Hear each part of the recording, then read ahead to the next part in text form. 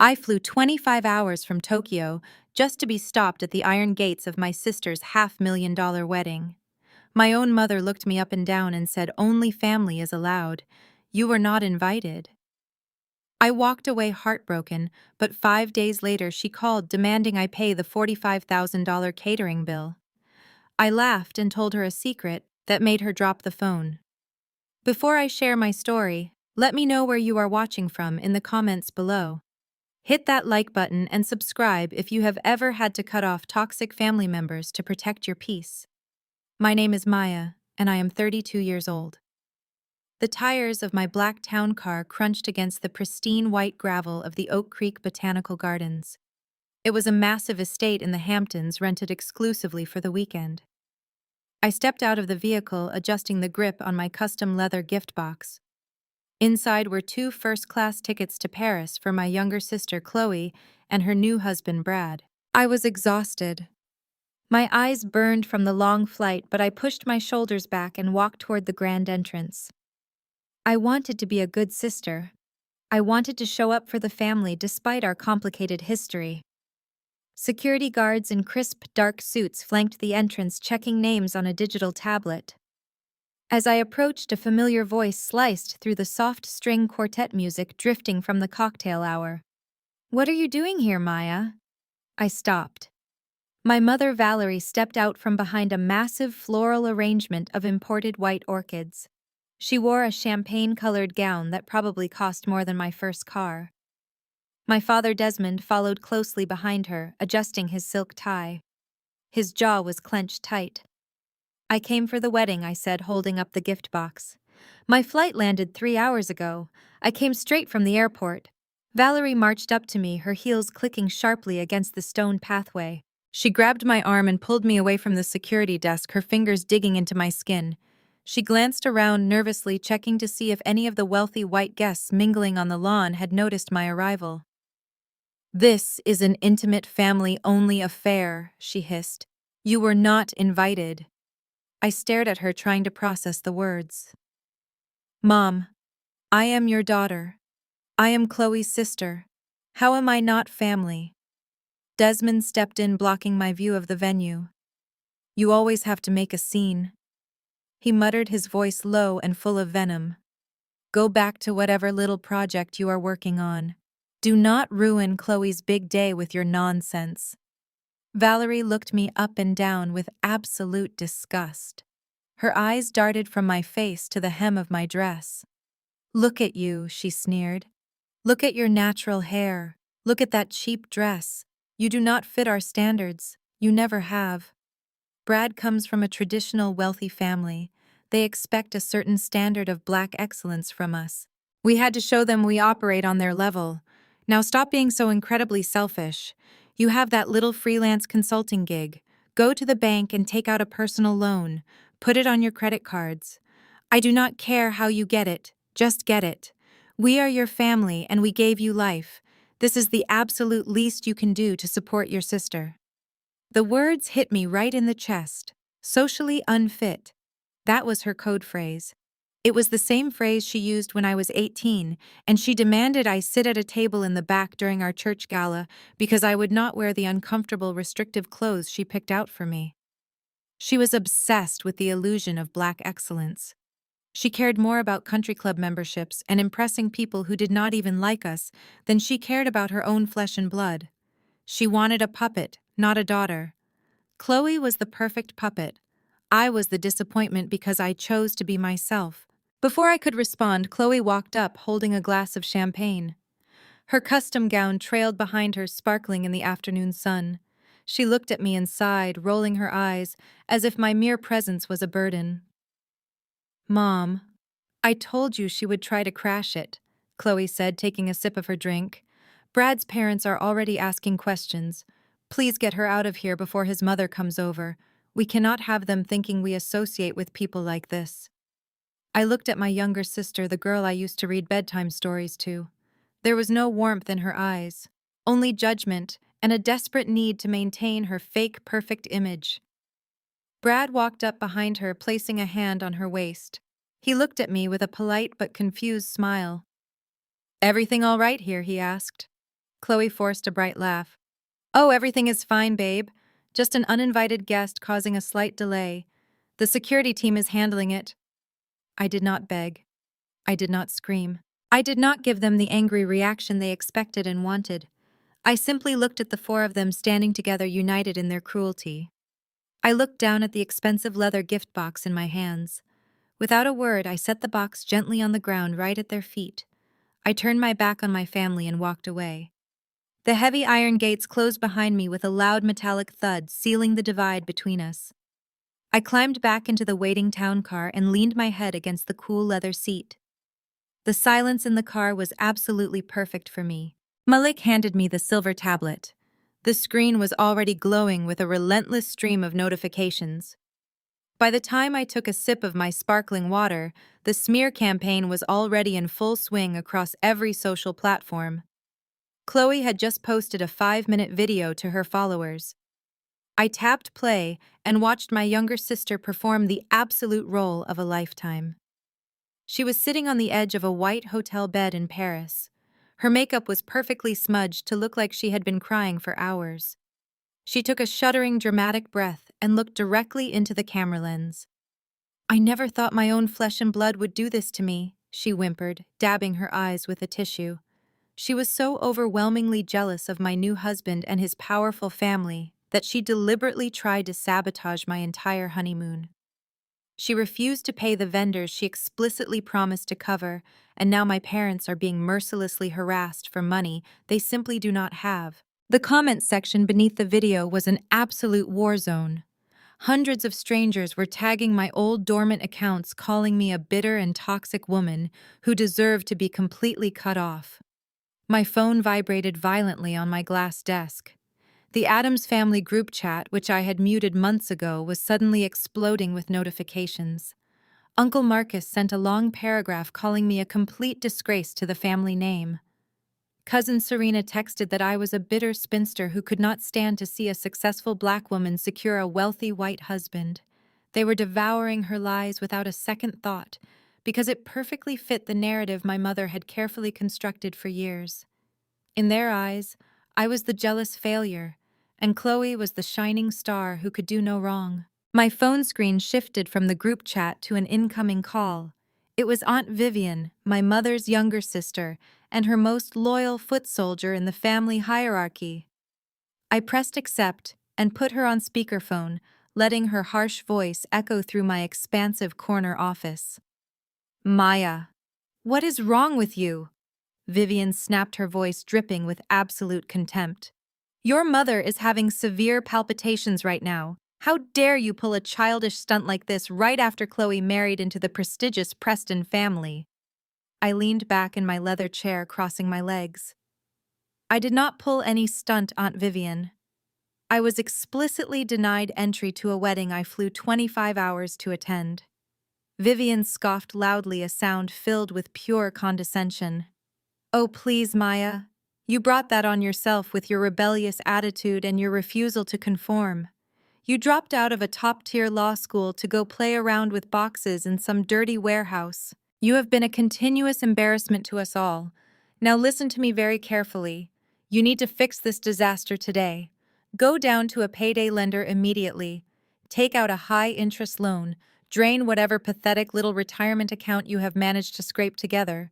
I do not care what you have to do, but you will wire your parents that $45,000 right now. Do not you dare drag our family name through the mud and ruin our standard of black excellence. I let out a soft, dark chuckle.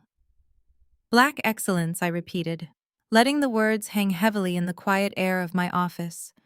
Is that what we are calling it now?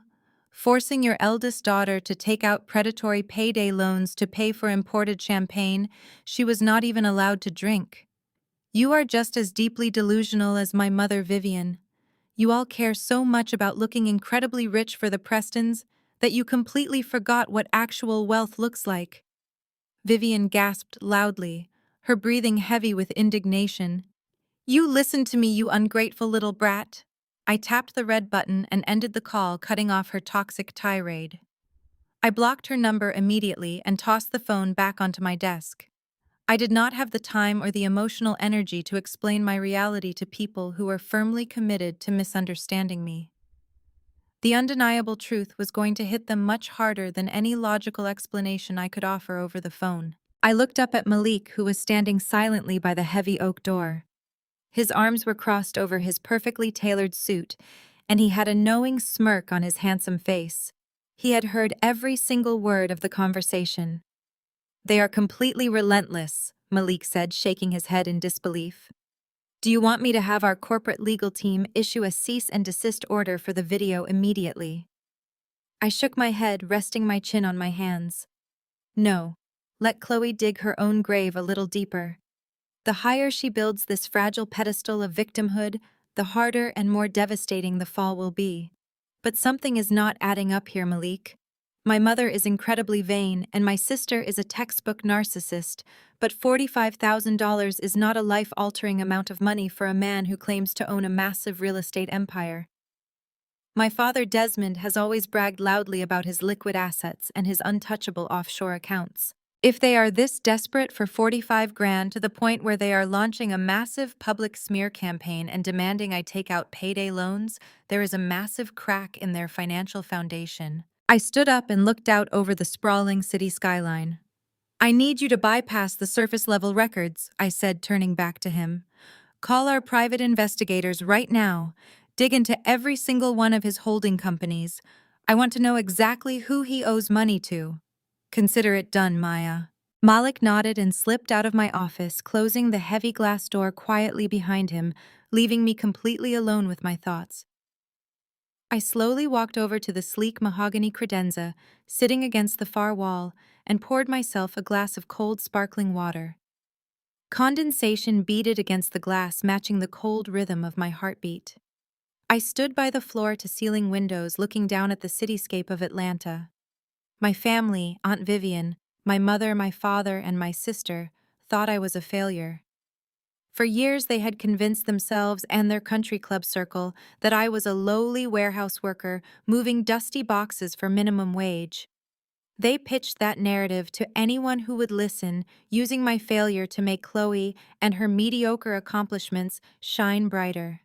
They needed a scapegoat to balance their twisted equation of success. What none of them knew, what I had meticulously kept hidden behind corporate privacy shields and holding companies, was the actual truth. I did not just work in a warehouse. I owned it. I owned the entire supply chain. I was the founder and chief executive officer of Global Freight Solutions. My company handled logistics and shipping for some of the largest retail conglomerates in the world. Just 3 days before I boarded that flight to Tokyo, I sat in a boardroom surrounded by venture capitalists and finalized an $80 million merger. I had secured my financial independence for the next 10 lifetimes. My net worth was something my father could only dream about in his desperate financial fantasies. But this level of power and wealth did not come overnight. It was forged in the bitter fires of absolute rejection. I took a sip of the icy water, feeling the sharp memory of the night everything changed. I was 22 years old, and I had just told my father I was dropping out of law school. He spent his entire life molding me to become a high-powered corporate attorney so I could handle the legal affairs of his real estate business. When I told him I wanted to build my own logistics company, instead of living his dream, his reaction was swift and unforgiving. I remember the sound of my heavy suitcase tumbling down the grand staircase of our family mansion. Desmond had grabbed my luggage and literally thrown it out the front door into the pouring rain. He stood on the porch looking down at me as the freezing rain soaked through my thin jacket. "If you walk away from the path I created for you, do not ever expect a single dime from this family," he shouted, his voice echoing over the thunder. "You will be back here begging within a year when your little box-moving hobby falls apart. You are throwing away your black excellence for a blue-collar joke." I dragged my wet suitcase down the long driveway, completely cut off from my family, my trust fund, and my safety net. The years that followed were an endless blur of exhaustion. I survived on cheap instant noodles and sheer spite. I worked 18-hour days sleeping on a broken air mattress in the back of my first storage facility. I skipped meals to pay my first 2 employees. I swallowed my pride and pitched my business plan to hundreds of investors facing rejection until one finally took a chance on me. Every time I wanted to quit, I remembered the look of pure disgust on the face of my father, and I pushed harder.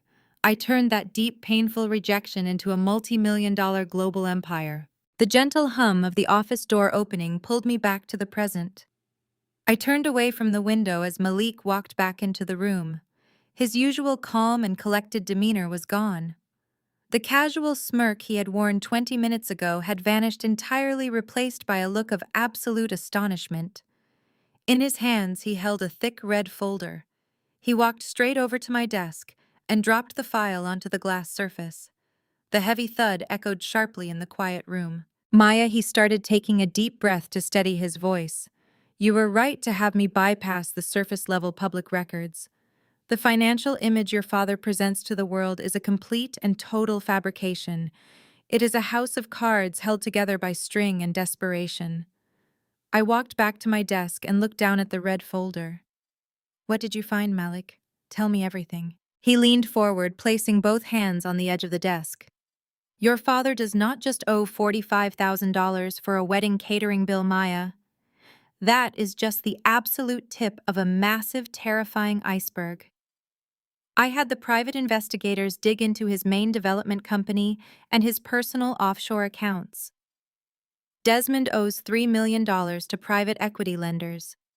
He has been taking out massive high-interest loans to cover the operational losses of his failing commercial properties. He completely drained his liquid assets to keep up the appearance of extreme wealth. I stared at Malik, letting the number sink in. 3 million. My father, the man who constantly preached about financial literacy and generational wealth, was drowning in an ocean of toxic debt. But Malik was not finished. It gets worse, Maya. He continued, tapping his index finger against the top of the red folder. He leveraged everything to get those loans. And when I say everything, I mean everything. The bank has officially rejected his last 3 attempts to restructure the debt. They are moving forward with aggressive collection tactics. The family mansion, that massive estate he loves to show off to his country club friends, is heavily mortgaged. He has missed the last 4 payments. The bank is preparing to initiate foreclosure proceedings. Your parents have exactly 30 days before they are evicted. I stared at the red folder resting on my glass desk, letting Malik's words settle over me. 30 days. My parents had exactly 30 days before the bank seized the massive estate they paraded around as proof of their elite status. My father was not just struggling, he was drowning in a $3 million deficit of his own arrogant making. A slow, sharp smirk spread across my face. I reached out and traced the edge of the folder with my index finger. All the cruelty they had inflicted on me, all the times they called me a blue-collar embarrassment, were nothing but desperate projections. They were completely broke and living on borrowed time. Before I could tell Malik to pull the foreclosure documents, my personal cell phone buzzed loudly. I glanced at the glowing screen. It was an unknown number from a New York area code. I swiped the green icon and brought the phone to my ear without saying a word. Maya, is that you? The voice was smooth, dripping with an unearned sense of authority and patronizing warmth. It is Brad, your new brother-in-law. I got your number from your mother. I kept my eyes locked on the red folder. What do you want, Brad? He sighed loudly, a heavy, exasperated sound designed to show me how much of a burden I was to him. Listen, Maya, I am calling to fix this little mess you created. Chloe has been crying nonstop since Paris, and your parents are completely beside themselves. I understand that you are struggling financially. It cannot be easy working in a warehouse while watching your sister marry into my family. I know you feel inadequate, but lashing out and ruining her honeymoon is just petty. I leaned back in my leather chair, motioning for Malik to stay in the room. I did not interrupt. I let Brad dig his own grave with his own tongue. My family values harmony above all else. Brad continued, his tone shifting from fake pity to corporate negotiation. We do not do public drama. We do not do ghetto internet spectacles. Your mother explained everything to me. She told me how you dropped out of law school and how you have been resentful of Chloe ever since. She said you simply do not have the funds to cover the $45,000 catering bill you maliciously racked up out of spite. So I am going to throw you a lifeline. I am going to be the bigger person here. A lifeline, I repeated, my voice dangerously quiet. Yes, Brad said, sounding immensely proud of himself. I am willing to personally wire you $5,000 today. It is a loan, of course, but we can keep the interest rate exceptionally low given your income bracket. You can use it to pay off your most aggressive creditors or send it to your parents to show good faith. In exchange, all you have to do is record a public apology video. Post it on all your social media platforms. Tell the world you lied because you were jealous of our wealth. Clear Chloe's name entirely. The sheer audacity of this mediocre man was almost suffocating. He actually believed he was playing the role of a generous white savior, swooping in to rescue the poor, uneducated black sister from her own miserable existence. He had swallowed every single lie Desmond and Valerie had fed him about my life. Your parents worked incredibly hard to rise above their station, Maya, Brad said, his voice dropping into a condescending whisper. They built a magnificent real estate empire. They represent the absolute pinnacle of Black excellence. Do not be the stereotype that drags them down. Do not be the angry, bitter sister who cannot handle seeing her family succeed. Take the $5,000. Make the video. Let us put this ugly situation behind us before my parents find out how truly dysfunctional your side of the family is. I did not say a word. I let the absolute silence stretch across the cellular connection until it became heavy and uncomfortable. I wanted him to feel the weight of his own profound ignorance. Maya. Are you there? Brad snapped, his patience clearly wearing thin. I am offering you a way out of your miserable situation. Take it. Before I could formulate the perfect surgical response to completely destroy his ego, I heard a muffled noise in the background of his call. Brad had pulled the phone slightly away from his mouth, but the audio was crystal clear. It was an older man speaking with a thick patrician accent. Brad, who are you talking to? The older man asked. Is that Desmond's office on the other line? Tell them we need those final financial reports by tomorrow morning. Your mother and I are ready to wire the $10 million capital injection for the joint venture, but our accountants need to verify the liquidity of Desmond's commercial properties first. We need to secure the paperwork before the weekend. A woman's voice chimed in, crisp and impatient. Yes, Brad, hurry up. Desmond assured us his portfolio was entirely debt-free. We just need the formal documentation so we can finalize the investment. I sat frozen in my chair. The pieces of the puzzle slammed together in my mind with terrifying speed. Desmond and Valerie were not just faking their lifestyle. They were running a massive multi-million-dollar scam. They had explicitly used Chloe's wedding as an elaborate theatrical production to convince the ultra-wealthy Preston family that they were financial equals. Desmond was trying to secure a $10 million investment from Brad's parents to secretly pay off his $3 million toxic debt and save the family mansion from foreclosure. They threw me out of the wedding because they knew I was the only person smart enough to see through the illusion. I was a liability to their fraud. Just a minute, Dad. Brad covered the receiver, but I had already heard everything I needed to hear. He came back on the line, his voice tight. Maya, I need an answer right now. Will you take the $5,000 and make the apology video or not? I looked up at Malik, who was watching me intently. I smiled a cold, brilliant smile that reached all the way to my eyes. Keep your money, Brad, I said, my voice smooth and perfectly composed. I have a feeling your family is going to need every single penny of it very soon. Have a wonderful day. I tapped the red button and ended the call, setting the phone down on the glass desk. The game had completely changed. The camera pulled back in a slow, steady dolly out, capturing the massive scale of my penthouse office. The sprawling skyline glittered behind me, a testament to the empire I had built. I stood up and walked over to the window, letting the silence settle around me. The absolute audacity of my family was staggering, but it also presented the perfect opportunity. They thought they were playing chess, but they were barely moving checkers. I picked up my phone from my desk. I did not block Brad. Instead, I navigated to his contact and typed out a calculated response. Brad, you are entirely right. Our families really should sit down and discuss this. Let us host a formal gathering at my parents' mansion this weekend. It would be exceptionally beneficial if your parents could be there too. We need to clear the air and ensure everyone understands the finances. I hit send and watched the message deliver. Within seconds, 3 animated dots appeared on the screen indicating he was typing back. He replied with a simple thumbs-up emoji and a brief message confirming Saturday evening. He took the bait without hesitation. He truly believed his little speech had intimidated me into submission.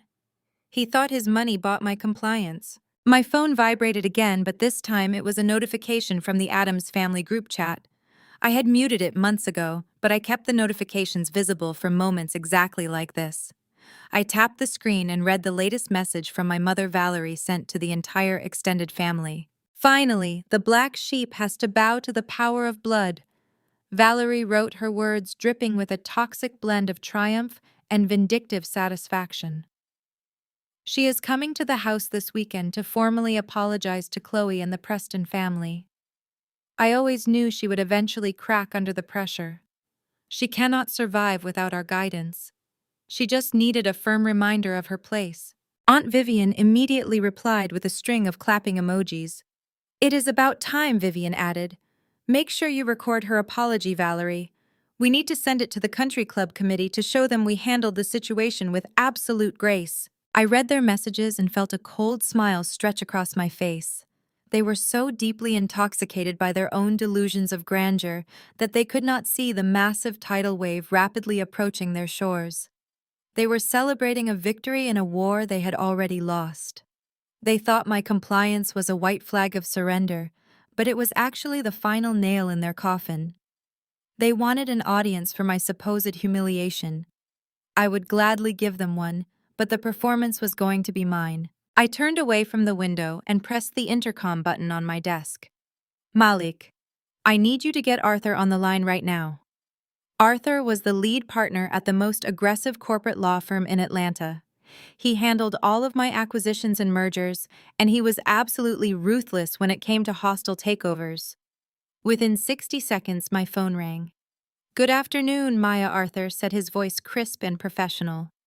What can I do for you today? Arthur. I need you to initiate a highly confidential acquisition, I said, pacing slowly across the thick carpet of my office. I am sending you a list of holding companies and private equity firms. They hold exactly $3 million in toxic debt belonging to Desmond Adams.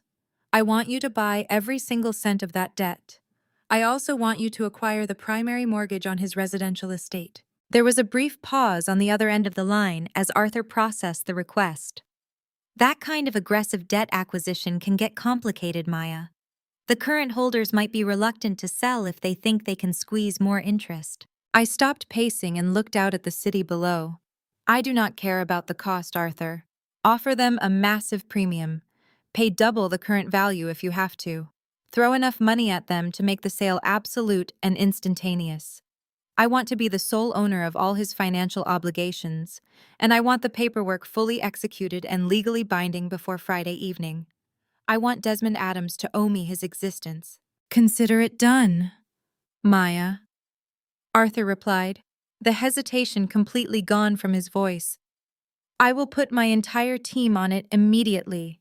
You will hold the deeds and the debt by Friday afternoon. I ended the call and tossed the phone onto the leather sofa. The stage was perfectly set.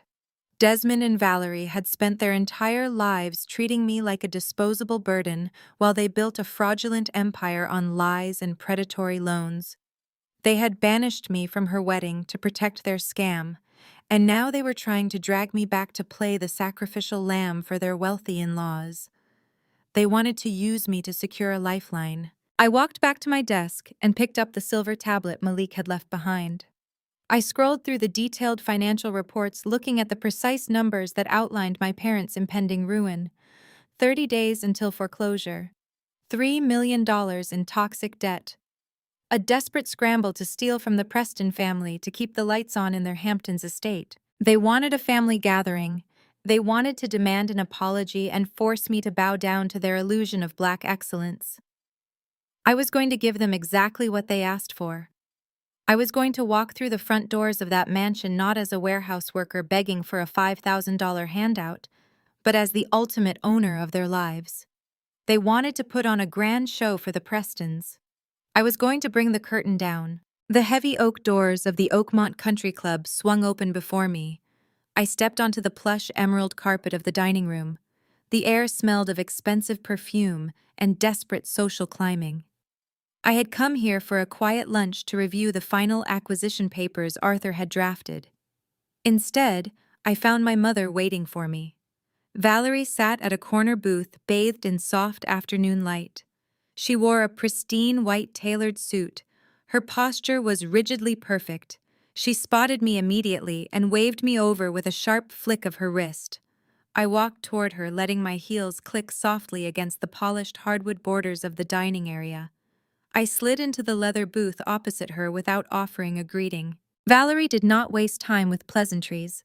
She reached into her designer handbag and pulled out a leather checkbook. She ripped out a blank check and slapped it onto the center of the mahogany table. She pushed it toward me with a manicured finger. "Write $45,000 right there," she ordered, her voice a harsh whisper. "Sign it and hand it back to me. I am not going to let you humiliate me in front of Brad's mother this Sunday." I stared down at the crisp slip of paper. I slowly began tapping my index finger against the polished table. The rhythmic sound echoed softly in the quiet corner of the dining room. "You ambushed me at my private club to demand a handout," I asked, keeping my voice perfectly level. "It is not a handout," Valerie hissed, leaning across the table. Her eyes darted around the room, checking to see if any of her wealthy friends were watching. "It is your absolute obligation. You embarrassed Chloe. You embarrassed this entire family. You are going to fix it before the Prestons arrive at the mansion tomorrow. Brad's mother is already asking invasive questions about our liquidity. I will not have her looking down on us because my eldest daughter is too stubborn to pay a simple catering bill." I picked up the blank check between two fingers and examined it. "You do not even have $45,000 to your name, do you, Valerie? That is why you are so desperate for my money. You need it to keep the illusion alive just a few days longer." My mother's face flushed a deep, angry red. She slammed her hand flat against the table, causing our crystal water glasses to rattle loudly. "You have always been an incredibly selfish child," she spat through clenched teeth. "You only care about yourself. You are acting exactly like you did when you were 18. I raised an eyebrow, waiting for her to spin history. "Do not look at me like that," Valerie snapped. "You remember perfectly well. You secured that massive full-ride academic scholarship to Columbia University. Chloe had been rejected from every single Ivy League school she applied to. I told you to step aside. I explicitly demanded that you write a letter to the admissions board rejecting the scholarship and recommending your sister in your place, but you refused. You packed your bags and went to New York, leaving Chloe completely devastated. You stole her opportunity just like you are trying to steal her joy right now." I felt a cold, hard laugh build in my chest. I placed the blank check back on the table and slid it precisely to the center. "I did not steal anything," I replied, my tone freezing the air between us. "That was a merit-based scholarship for academic excellence. I spent 4 years studying until my eyes bled, while Chloe spent her high school years shopping and partying on Desmond's credit cards." A prestigious university scholarship is not a vintage Chanel bag, Valerie. You cannot just pass it down to your favorite child because she threw a temper tantrum. Valerie gasped loudly. Her hands gripped the edge of the table so tightly, her knuckles turned white. "You are a bitter, ungrateful failure," she snarled. "We gave you everything and you threw it all back in our faces to go work in some dirty warehouse. You will never understand what it takes to maintain our level of excellence. You will never be on our level." I leaned forward, bringing my face inches from hers. "You are absolutely right, Mother. I will never be on your level, because your level is drowning in $3 million of toxic debt and facing foreclosure in 30 days. I know exactly why you need the Prestons at the mansion tomorrow. You are trying to scam them out of $10 million to save your own sinking ship." The color completely drained from Valerie's face. Her mouth opened, but no sound came out. She stared at me in absolute horror as the realization hit her. I knew her darkest secret. The perfect facade she had spent decades building was cracking right in front of her eyes. For a fraction of a second, I saw genuine fear in my mother's eyes. But Valerie was a creature of pure ego, and the fear quickly morphed into blinding rage. She grabbed her crystal water glass and hurled the contents directly at me. The ice-cold water splashed across my chest, soaking the silk fabric of my blouse. Several heads turned in our direction. A waiter rushed over, looking panicked. "Everything all right here, ladies?" he asked nervously. Valerie snatched her designer bag from the booth. She glared at me with pure venom. "This conversation is over," she hissed. "You better show up tomorrow with that money or you are dead to me." She turned and marched out of the dining room, her heels striking the floor with aggressive force. I did not flinch at all. I calmly pulled out a silk handkerchief. I gently wiped my wet face and texted Malik. "It is time to suck all the air out of their room." The massive wrought iron gates of my parents' estate swung open, revealing the sweeping cobblestone driveway that led to their architectural masterpiece. I parked my car out of sight from the main portico and walked the remaining distance, letting my eyes trace the immaculate landscaping. From the outside, the mansion was a flawless monument to generational wealth. The towering marble columns and the pristine fountain bubbling in the courtyard projected absolute financial invincibility. It was the perfect stage for their grand illusion. I stepped up to the heavy oak double doors and pushed them open without bothering to knock. The cool, conditioned air of the grand foyer washed over me, carrying the familiar scent of my mother's expensive floral arrangements and the underlying stench of desperate pretension. I walked slowly through the arched entryway, my gaze panning across the expansive space like a camera lens taking in every curated detail of their fabricated reality. The grand living room was essentially a museum dedicated exclusively to the worship of my younger sister. My footsteps made no sound on the imported Persian rugs as I surveyed the walls and mantelpieces. There was Chloe in her custom silk graduation gown, smiling brightly. There was Chloe posing in Paris, her engagement ring catching the light. There was Chloe standing next to my father on the deck of a rented yacht. Dozens of silver and gold frames crowded every available surface, documenting a life of pampered luxury. I scanned the entire room from corner to corner. There was not a single photograph of me. My entire existence had been meticulously scrubbed from the family history. I had been completely erased to ensure their perfect narrative remained untainted by the presence of a rebellious warehouse worker. I stepped down into the sunken living area where the entire cast of this pathetic production had gathered. The afternoon sunlight poured through the floor-to-ceiling windows, illuminating the tension in the room. Desmond stood by the marble fireplace, swirling a glass of amber liquid in his hand, playing the role of the benevolent billionaire patriarch to absolute perfection. Valerie sat rigidly on the edge of a white velvet sofa, her posture unnaturally straight. She completely avoided looking at me clearly, still rattled from our explosive confrontation at the country club just 2 days prior. Chloe sat next to her, dabbing her perfectly dry eyes with a monogrammed handkerchief, playing the traumatized bride for her captive audience. Brad stood behind Chloe, resting a protective hand on her shoulder, and puffed out his chest with unearned authority. Sitting directly across from them on the matching velvet love seat were Brad's parents. The Prestons radiated the kind of quiet, untouchable old money arrogance that my parents had spent their entire lives desperately trying to imitate.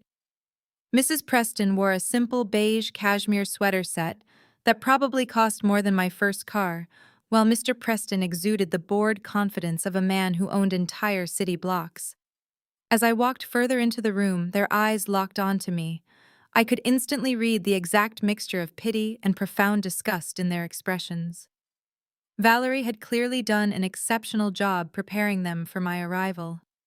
They had been thoroughly brainwashed to view me as the unstable, jealous, and financially ruined older sister who threatened to cast a dark shadow over their pristine family tree. "Well, look who finally decided to join us," Brad said, his voice slicing through the heavy silence. His tone was dripping with condescension. "I am genuinely surprised you showed up, Maya. I assumed you would be too ashamed to face everyone after the stunt you pulled with the wedding vendors. It takes a lot of nerve to walk into this house right now." I completely ignored Brad entirely and kept my focus on the older couple sitting on the love seat. "Good afternoon," I said, my voice perfectly calm, steady, and composed. "My name is Maya. It is a pleasure to finally and formally meet the people my parents are so incredibly desperate to impress." Mrs. Preston offered a very tight, thin-lipped smile that did not reach her cold blue eyes. "Valerie warned us that you might be a little bit defensive, dear," Mrs. Preston murmured, adjusting her pearl necklace. "It is truly a terrible shame about your financial struggles. We understand that working in a dirty shipping warehouse must be terribly stressful, but taking out your frustrations on your sister during the most important week of her life is simply unacceptable behavior. We value harmony and grace in our family, Maya. We do not tolerate petty financial jealousy." Mr. Preston leaned forward, resting his elbows on his knees. "We are willing to overlook your lack of decorum for the sake of the newlyweds," he added in a low, rumbling voice. "Desmond has assured us that this unfortunate incident is an isolated anomaly. He guarantees that you will take full responsibility for your actions today, so we can move forward with our business discussions without any lingering distractions." I slowly crossed my arms and looked directly at my father. Desmond stepped away from the fireplace and walked over to the heavy glass coffee table in the center of the room. He set his drink down and picked up a crisp white document printed on thick legal paper. He held it out toward me with an arrogant, triumphant smirk plastered across his face. He truly believed he held all the power in the room. He thought the presence of his wealthy prospective investors would force me into total submission. "Excellent timing," Maya Desmond announced, projecting his voice so the Prestons could hear every word of his magnanimous performance. "We have drafted a formal solution to your little problem. All you have to do is sign this document right now to prove your loyalty to us. Good, Maya. Sign this $45,000 promissory note, and the family will absolutely forgive your absence at the wedding today." I did not even reach for the crisp piece of paper Desmond was holding out to me. I simply let it hover in the empty space between us. My eyes slowly tracked across the room, taking in the expressions of everyone present. Valerie wore a tight mask of forced serenity, gripping the armrest of the velvet sofa as if it were a life raft. Chloe pouted her lower lip, trembling in a pathetic display of manufactured trauma, while Brad puffed out his chest, standing behind her like a loyal guard dog. Desmond kept his arm extended, his smirk faltering slightly as the seconds ticked by without my compliance. He gave the paper a sharp shake, attempting to command my attention, but I remained perfectly still. The silence stretched until it became heavily suffocating. Mr. Preston cleared his throat, a deep rumbling sound that immediately commanded the room. He leaned forward on the love seat, resting his forearms on his knees, and clasped his hands together. "You should listen to your father, Maya," he said, his voice laced with the kind of smooth authority that came from decades of unchallenged privilege. "Desmond and I are about to sign a $10 million joint venture. It is a highly lucrative partnership that will elevate both of our families to new heights. We do not like troublemakers making a scene, and we certainly do not like erratic individuals affecting our corporate image. We expect total harmony." Desmond immediately straightened his posture, his chest puffing out with visible pride. He shot me a triumphant glare, completely intoxicated by the validation he was receiving from a man of Mr. Preston's stature. This was the exact moment he had been orchestrating for months. He had successfully used Chloe's elaborate wedding as a brilliant theatrical stepping stone. He had paraded his beautiful youngest daughter and his fake opulent lifestyle in front of the Preston family just to lure them into this trap. Desmond desperately needed their $10 million capital injection to save his bankrupt real estate firm and cover the $3 million in toxic debt he had secretly accumulated. He was absolutely convinced that his grand illusion was working perfectly, and that I was just a minor inconvenience easily silenced with a piece of paper. Valerie offered a soft, appreciative smile to Mr. Preston. "You are entirely correct, Richard," she purred, using his first name to emphasize their supposed equality. Our family values peace and respect above all else. We simply want Maya to take responsibility for her unfortunate financial jealousy so we can put this entire ugly ordeal behind us and focus on the beautiful future of our two families joining together. Mrs. Preston nodded in agreement, her diamond earrings catching the afternoon light. "It is the mature thing to do, dear," she said, looking at me with cold condescension. "Accept your father's generous forgiveness. Sign the note. Do not let your petty grievances ruin the wonderful synergy we are building here today." I let out a slow, steady breath. The absolute arrogance radiating from the love seat was almost suffocating. The Prestons were completely blind to the reality of the situation. They sat in a mansion built on predatory loans and impending foreclosure, judging the only person in the room who actually earned an honest living. They were about to hand over $10 million to a man who was financially drowning, and they thought they were the ones in control. Desmond thrust the paper closer to my chest. "You heard them, Maya," he demanded, his voice dropping to a harsh whisper meant only for me. "Stop embarrassing yourself. Sign the damn paper right now, or I swear you will never step foot in this house again." I finally moved. I slowly uncrossed my arms and reached down into the oversized leather tote bag hanging from my shoulder. The room grew impossibly quiet as everyone watched my hands, expecting me to pull out a pen. Chloe stopped fake crying. Brad leaned forward. Valerie held her breath. Desmond's triumphant smirk widened into a full-blown grin of absolute victory. Instead of a pen, I pulled out a thick black folder. I gripped the smooth leather cover and let it drop onto the glass coffee table with a heavy, echoing thud. The sound shattered the delicate tension in the room. Desmond flinched, stepping back as if the folder were a live explosive. "What is this?" he demanded, his voice losing its confident edge. I ignored my father completely and shifted my gaze directly to the wealthy patriarch sitting on the velvet love seat. "A $10 million joint venture," I repeated, my voice ringing with crystal-clear precision across the silent living room. "That is an incredibly generous investment, Mr. Preston. It is truly a shame you did not conduct a more thorough background check on your new business partner." Mr. Preston frowned, his thick gray eyebrows knitting together in confusion. "What are you talking about, young lady?" Our accountants reviewed his commercial portfolio thoroughly. Desmond's properties are entirely unencumbered. I smiled a cold, brilliant smile that made Valerie's face drain of all color. "They reviewed the fake portfolio he provided to you," I corrected smoothly. "Did they happen to review his actual tax returns? Did they check the secondary ledgers he uses to hide his massive commercial deficits?" I tapped a polished fingernail against the black folder. "Because this folder contains the real numbers. Mr. Preston, do you happen to know that my father's company is currently being investigated by the Securities and Exchange Commission for aggressively falsifying financial reports?" The absolute silence that followed my question was beautiful. Mr. Preston's confident posture completely dissolved.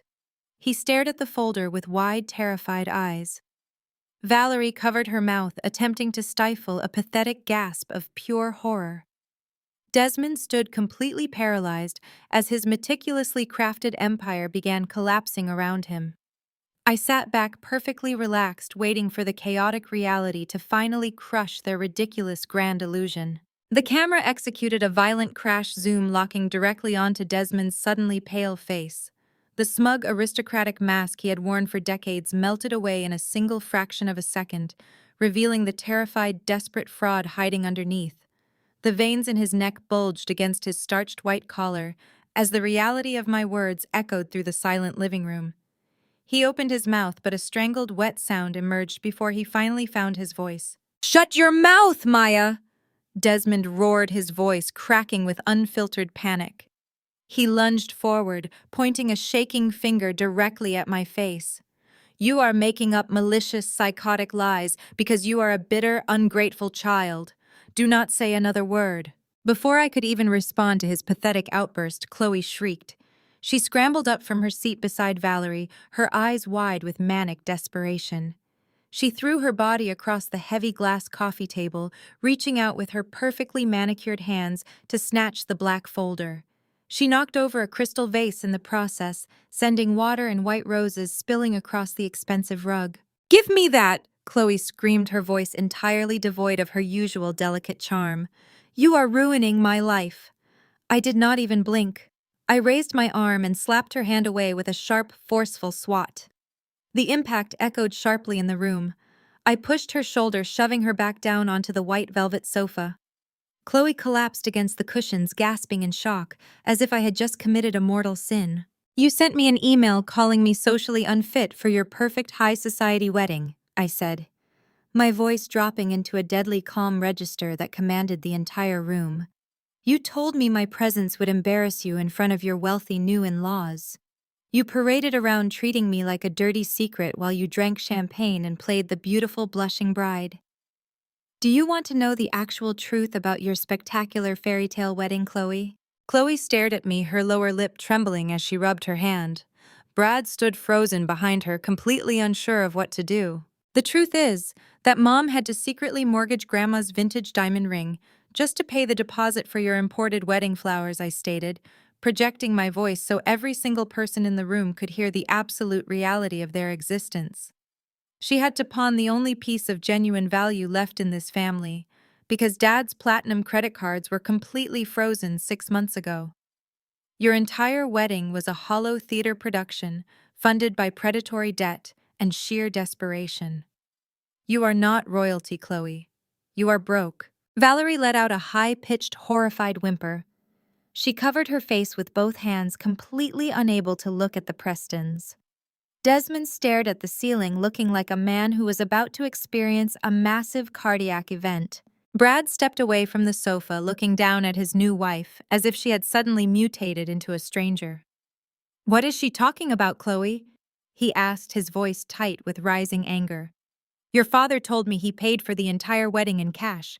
He told me it was a drop in the bucket." Before Chloe could formulate a lie, Mrs. Preston stood up abruptly. The elegant, composed woman from 2 minutes ago was completely gone. Her designer handbag slipped from her lap and hit the floor, but she did not even look down. Her cold blue eyes were locked directly onto my mother. "Mortgaged grandmother's rings," Mrs. Preston demanded, her voice rising in pitch and shattering the quiet atmosphere of the room. "Frozen credit cards." "Valerie, what exactly is this girl talking about? You sat in my dining room and explicitly told me your family owns the largest commercial real estate chain in the state. You told me you possessed hundreds of millions in liquid assets." Valerie dropped her hands from her face. Her pristine makeup was already smudged with tears of pure humiliation. "Margaret, please," she stammered, her voice weak and pathetic. "You cannot listen to Maya. She is deeply unwell. She is just trying to cause trouble because we did not invite her to the ceremony. We are incredibly wealthy. The real estate market is just experiencing a minor temporary fluctuation." "A minor fluctuation," I repeated, picking up the black folder and holding it up for Mr. Preston to see. I opened the cover and pulled out a stack of banking documents highlighted in bright red ink. "Let us talk about those fluctuations," I said, stepping around the coffee table and walking directly toward the elder Prestons. "Mr. Preston, your prospective business partner currently holds exactly $3 million in extremely toxic high-interest debt. He has defaulted on his last 4 commercial loan payments. This mansion we are standing in right now is scheduled for complete bank foreclosure in exactly 30 days. He does not have a real estate empire. He has a massive mountain of fraudulent paperwork." Desmond rushed forward, attempting to block my path to Mr. Preston. "Richard, listen to me," Desmond pleaded, holding his hands up in a desperate gesture of surrender. "The girl stole those documents. They are completely out of context. The $10 million joint venture we discussed will clear up all my temporary liquidity issues and yield massive returns for your family portfolio. I just need you to sign the capital injection paperwork today." Mr. Preston looked at my father with an expression of absolute disgust. He slowly stood up, brushing a piece of invisible lint from his trousers. "You expected me to inject $10 million of my family wealth into your bankrupt, failing company to pay off your secret debts." Mr. Preston growled, his voice vibrating with barely contained fury. You used your daughter's marriage to scam my family. We are absolutely, completely, entirely, irrevocably finished, Desmond Adams. The crushing weight of Mr. Preston's final declaration hung in the stagnant air like a physical manifestation of doom. Desmond stood paralyzed, his face drained of color. He opened his mouth to formulate a defense, but his vocal cords refused to cooperate. The grand illusion he spent his life constructing was disintegrating into dust before his eyes. Valerie gasped, clutching her chest, as she witnessed her high society existence violently evaporate. She reached out toward Mrs. Preston, attempting a pathetic plea for solidarity, but the older woman simply stepped away. I stood perfectly still, anchoring the unfolding chaos. I felt no pity for the architects of my suffering. I watched the inevitable consequences of their greed collect their toll. The undeniable reality of their monumental collapse was deeply and thoroughly satisfying to observe. Every single arrogant lie they had maliciously manufactured over the past decade was finally being exposed to the harsh, unforgiving light of day. The fake billionaires were suddenly nothing more than desperate criminals waiting to be completely dismantled by justice. My gaze smoothly panned away from the ruined older generation and settled squarely onto the newlyweds. Chloe was visibly hyperventilating on the white velvet sofa, her perfectly styled hair now slightly disheveled from her earlier tantrum. She frantically grabbed Brad's arm, her manicured acrylic nails digging deep into the fabric of his expensive tailored suit jacket. Her face contorted into a mask of pure theatrical panic. She was terrified of losing the glamorous facade she had promised him. The prospect of admitting her complete financial ruin to the man she had just married was evidently far more horrifying to her than facing the actual legal consequences of her actions. She turned her tearful eyes toward him. "Brad, do not listen to a single word she is saying." Chloe cried out, her voice shrill and desperate as she clung to him. "She is completely delusional. She has been deeply mentally ill for years and is just bitterly jealous of our perfect love. She is trying to sabotage our beautiful wedding day because she is a pathetic, lonely failure who wants everyone to be as miserable as she is. It is all a sick lie, Brad. You have to believe me. She is just a crazy, jealous sister trying to ruin our happiness." I did not raise my voice or match Chloe's hysterical pitch. She lunged forward, attempting to snatch the folder from the table. I raised my arm and slapped her hand away, shoving her shoulder back against the cushions. "You call me socially unfit to attend your wedding?" I said, slicing through the heavy silence with surgical precision. "Let us talk about the truth. The truth is that Mom had to secretly mortgage Grandma's vintage diamond ring just to pay the deposit for your imported wedding flowers because Dad's platinum credit cards were completely frozen 6 months ago." Mrs. Preston stood up abruptly, the elegant, composed woman completely vanishing. "Mortgaged rings," she demanded, her voice ringing with absolute outrage. "Frozen credit cards. Valerie, what exactly are you trying to pull here? You explicitly told me your family owns the largest commercial real estate chain in the state." Brad stared down at his crying wife, his handsome face caught in a disturbing limbo between habitual trust and dawning suspicion. He gently tried to pry her digging fingers off his arm. He looked back up at me, his brow furrowed with deep uncertainty. I simply reached back into my leather tote bag, my movements deliberate and utterly calm. I retrieved a single crisp sheet of paper, a freshly printed bank statement, and held it loosely between my fingers. Chloe stopped her frantic sobbing the moment she saw the document. Her eyes widened in sheer terror as all the remaining blood rushed from her face, leaving her looking sickly pale. She knew exactly what I was holding.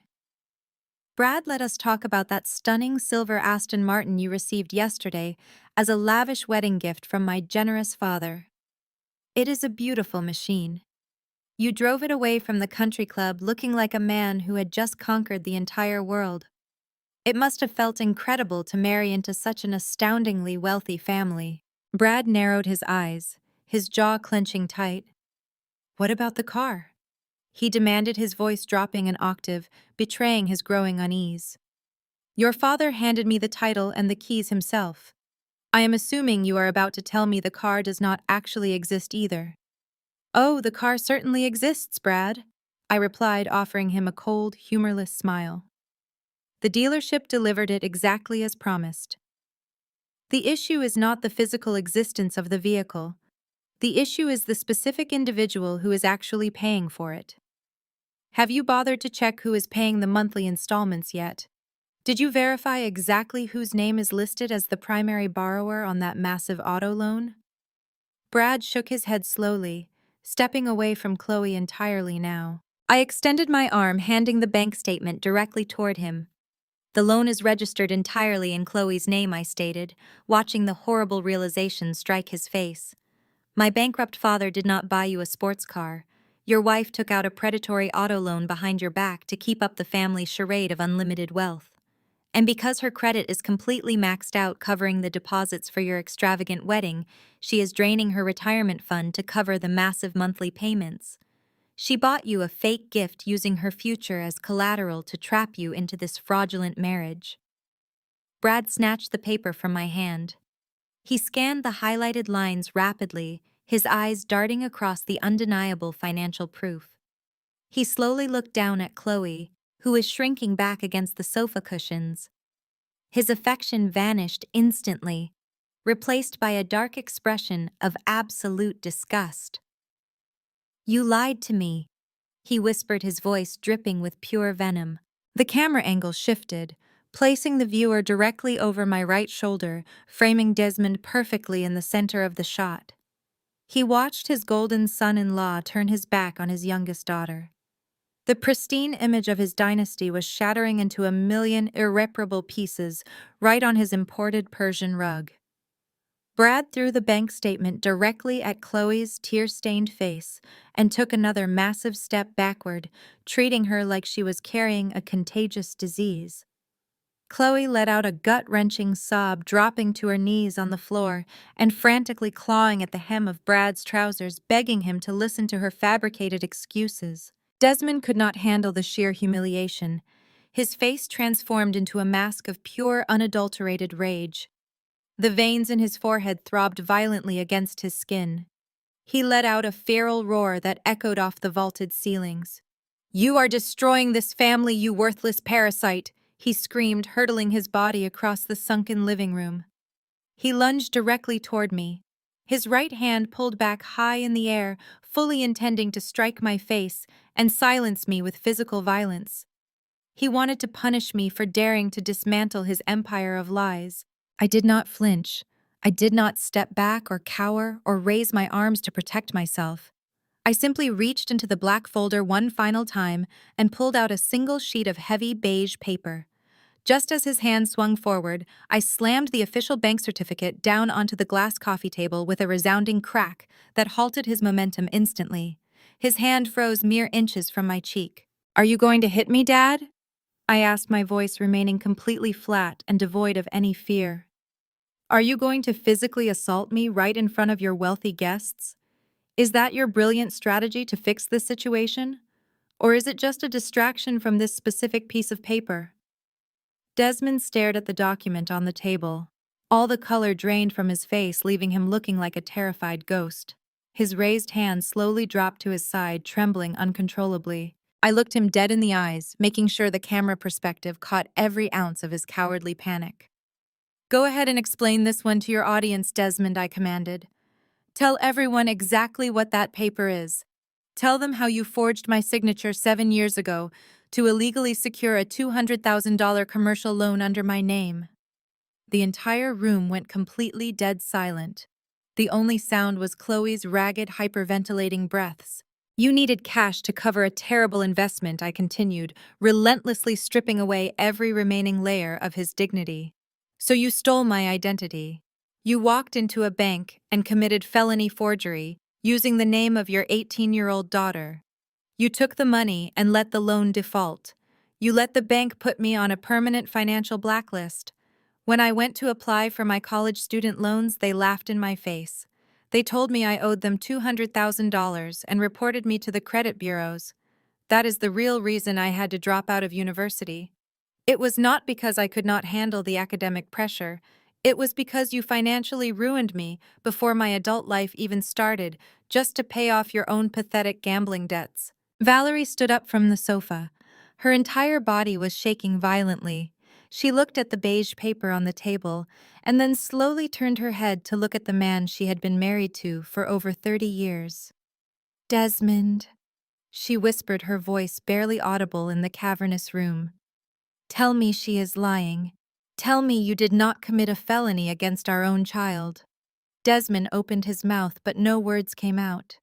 He looked like a trapped animal cornered by the undeniable proof of his own crimes. He cannot deny it, Valerie, I stated, turning my attention to my mother. The signature was verified by an independent handwriting expert last week. I have the complete legal affidavits right here in this folder. He stole my future to buy himself another month of pretending to be a successful businessman. He sacrificed his own daughter to maintain his fragile ego. And the best part is he did not even tell you about it. He let you believe I was just a lazy dropout while he hid the stolen money in a secret offshore account. Valerie let out a shattered, breathless gasp. The absolute betrayal radiated from her eyes. She had willingly participated in treating me like a pariah for years, completely unaware that her husband was the actual architect of my destruction. She took a step away from him, her expression twisting into a mask of profound disgust. You forged her signature, Valerie asked, her voice rising in pitch and volume. You destroyed her credit, and let me blame her for ruining our family reputation. You let me kick her out of this house. Brad shook his head in absolute disbelief, running his hands through his hair. You people are complete monsters, he muttered, stepping entirely away from the family circle. He looked at Mr. and Mrs. Preston, who were already moving toward the grand foyer. We are leaving right now, Brad said, pulling his car keys out of his pocket. I am calling my lawyers the second we get home. I want this marriage annulled before the ink even dries on the certificate. Chloe screamed, plunging into a full-blown hysterical meltdown. Brad, you cannot leave me! She shrieked, crawling across the carpet and desperately grabbing at his shoes. It was my dad. It was his fault. He made me do it. I love you, Brad. Brad kicked his foot free from her grasp with a sharp, aggressive motion. Brad turned and walked away. The camera snapped into a tight close-up on Mr. Preston's face, capturing the microsecond his practiced composure morphed into lethal fury. He was a corporate apex predator who recognized a terminal liability the moment he saw one. He looked at the forged bank certificate on the coffee table, then shifted his steely gaze to Desmond's trembling form. The illusion of the wealthy, aristocratic patriarch was completely dead, replaced by the pathetic reality of a cornered felon. Mr. Preston simply opened his hand, letting his heavy crystal goblet drop directly onto the marble hearth. The glass shattered with an explosive crack, sending a spray of sharp shards and vintage red wine splashing across Desmond's polished Italian leather shoes. Desmond, you are a complete and utter fraud, Mr. Preston stated, his deep voice resonating with a terrifying finality. You sit in my presence discussing family synergy while actively engaging in identity theft and felony forgery against your own flesh and blood. You thought you could use a marriage certificate to blindfold me while you picked my pocket to cover your catastrophic financial incompetence. The negotiation is permanently over. The $10 million capital injection is dead. My corporate lawyers will contact your representation tomorrow morning to officially sever every tie our legal departments have drafted. I suggest you retain criminal defense counsel because I am forwarding copies of these forged documents to the district attorney. Desmond let out a strangled, pathetic wheeze. Richard, wait, he begged, holding out both hands in a gesture of sickening desperation. You cannot do this. If you pull out now, the creditors will seize everything. The commercial properties, the corporate accounts, this house, everything will be gone by Friday. I am begging you. We are family now. We are absolutely nothing, Mr. Preston growled, stepping over the shattered glass and moving toward the entryway. He turned his imposing frame toward his son, who was standing by the grand arched doorway, looking physically repulsed by the people he had spent the last week celebrating with. Brad, pack your things immediately, Mr. Preston ordered, leaving zero room for debate. We are driving straight to the legal firm to draft the paperwork for a total annulment. I will not allow our family name to be permanently shackled to a dynasty of financial criminals. Mrs. Preston followed right behind her husband, holding her designer coat tight against her chest. She paused long enough to look down at Valerie. "You disgust me," Mrs. Preston said, her voice dripping with pure aristocratic revulsion. "You paraded around the country club acting like royalty while your husband stole from his own child. You are nothing but common thieves wearing expensive suits." She turned on her heel and marched out, letting the door slam shut behind her.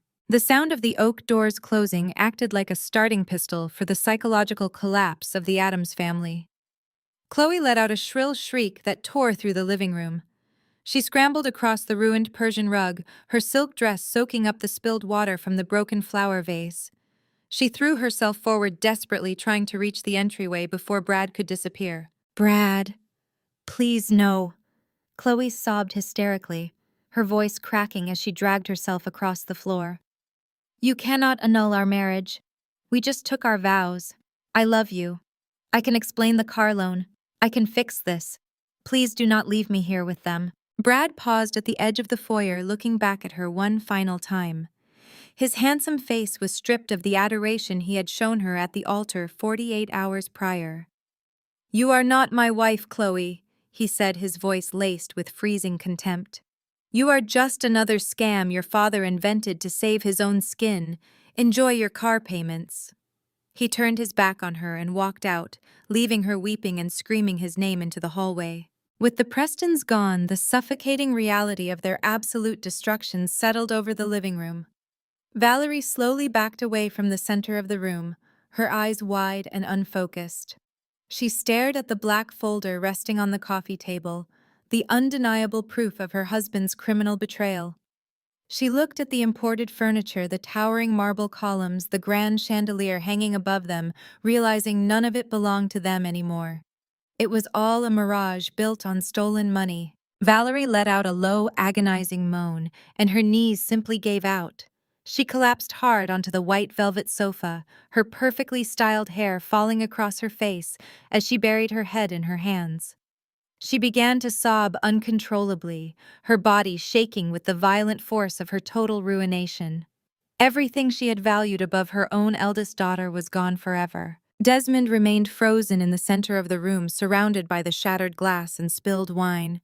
His shoulders slumped and his arrogant posture completely collapsed. He looked like an empty, hollowed-out shell of a man. The $10 million lifeline was gone. The bank was coming for the house. The criminal charges for forgery were practically guaranteed. He gambled his entire existence on one final lie and lost everything. I stood quietly near the fireplace, watching the theatrical production of their lives burn to the ground. There was no triumphant smirk on my face. There was no gleeful cheering. I simply watched the inevitable laws of consequence finally collect their long overdue debt. They had spent decades treating me like an unwanted stain on their perfect family portrait. They had isolated me, mocked me, and literally stolen my future to fund their greed.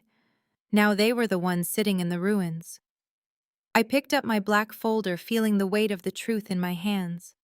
The first domino had fallen, and their pathetic empire was crashing down right behind it. The heavy oak doors slammed shut with a finality that shook the crystal chandelier above us. Chloe remained sprawled on the floor, her manicured hands clutching the empty space where her husband had just stood. Her shrill, hyperventilating wails bounced off the vaulted ceiling, creating a pathetic soundtrack to the absolute destruction of the Addams family empire. The camera slowly pulled back, expanding the frame to capture the sheer magnitude of the devastation. I stood perfectly still in the dead center of the living room, a solitary anchor of calm, surrounded by a swirling vortex of utter panic. Desmond was slumped against the grand piano, gasping for air, as if the oxygen had been entirely sucked from the room. His face was buried in his trembling hands, the undeniable weight of impending federal prison sentences finally crushing his arrogant spine. Valerie, previously paralyzed by shock on the velvet sofa, suddenly snapped out of her catatonic state. The realization that her pristine high society life was officially dead ignited a desperate, vicious spark within her. Her tear-streaked face contorted into a mask of pure, unfiltered hatred as she locked her venomous gaze directly onto me. Valerie launched herself off the couch, her designer heels sinking into the soaked Persian rug as she marched toward me. Her fists were clenched so tightly, her knuckles had turned completely white. "Are you satisfied now, Maya?" she screamed, her voice tearing through the room and momentarily drowning out Chloe's pathetic sobbing. "You ruined your own sister on her wedding weekend. You ruined your father and your mother. You deliberately destroyed this entire family just because you are a bitter, vindictive child."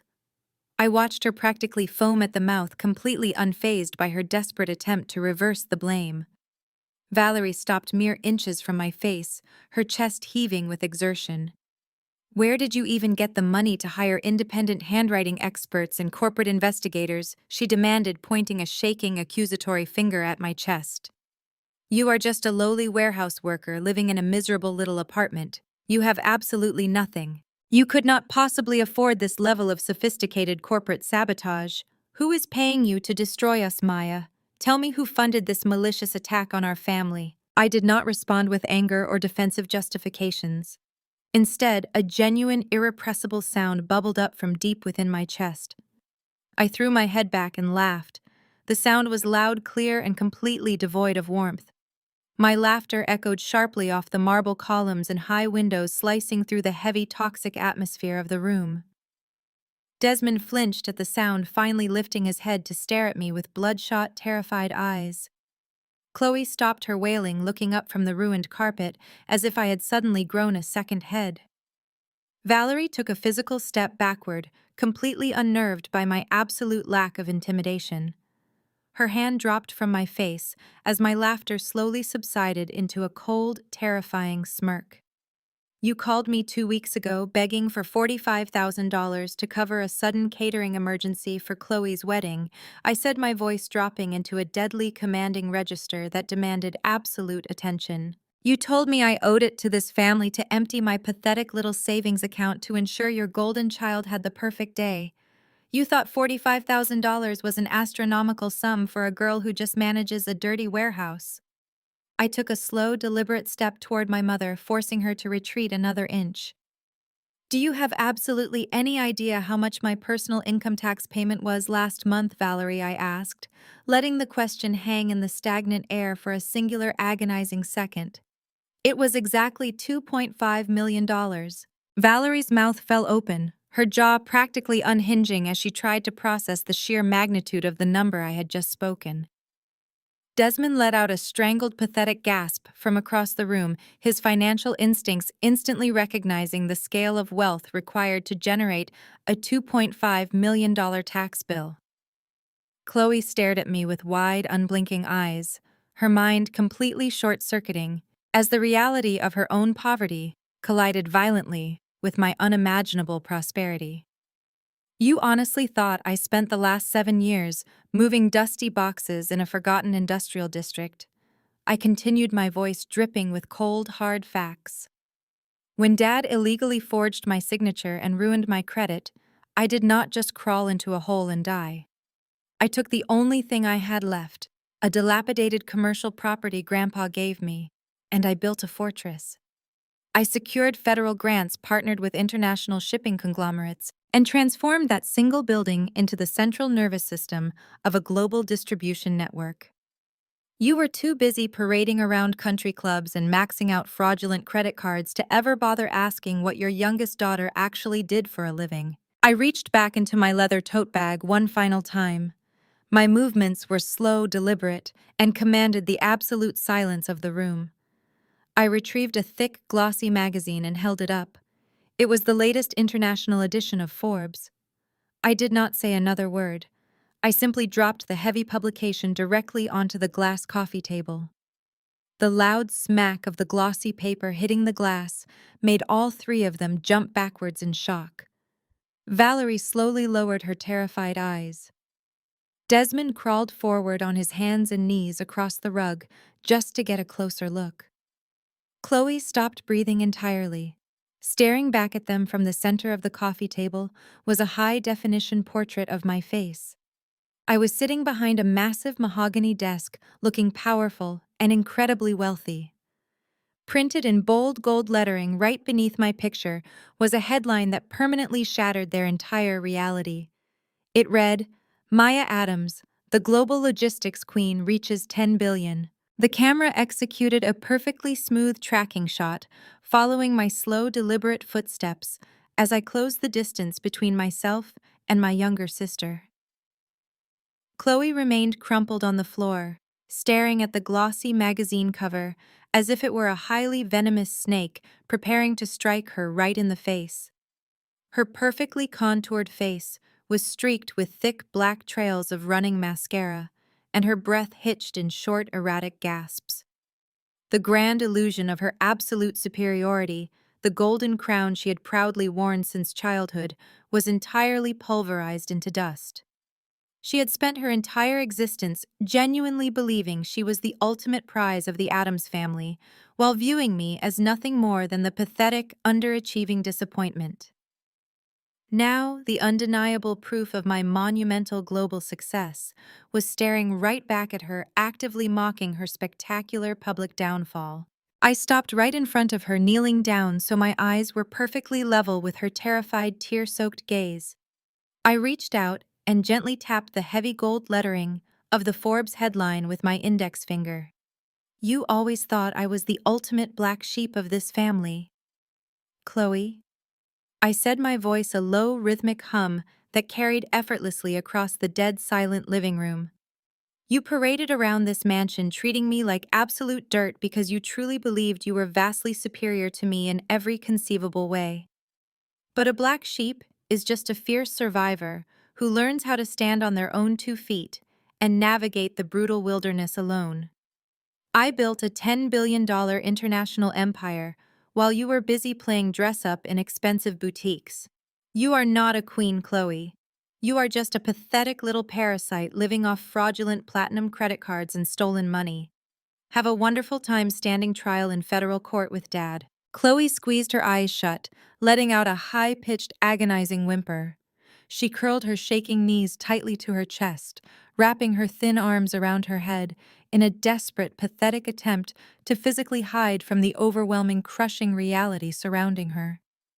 The beautiful, blushing bride was completely gone, leaving behind a terrified child facing the brutal, unforgiving consequences of a lifetime of toxic arrogance. Valerie watched her favorite golden daughter completely break down on the carpet, but she did not move a single muscle to comfort her.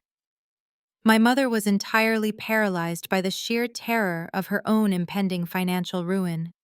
She kept looking frantically back and forth between the magazine resting on the glass table and my face, completely unable to reconcile the daughter she had brutally thrown away with the powerful billionaire currently standing in her living room.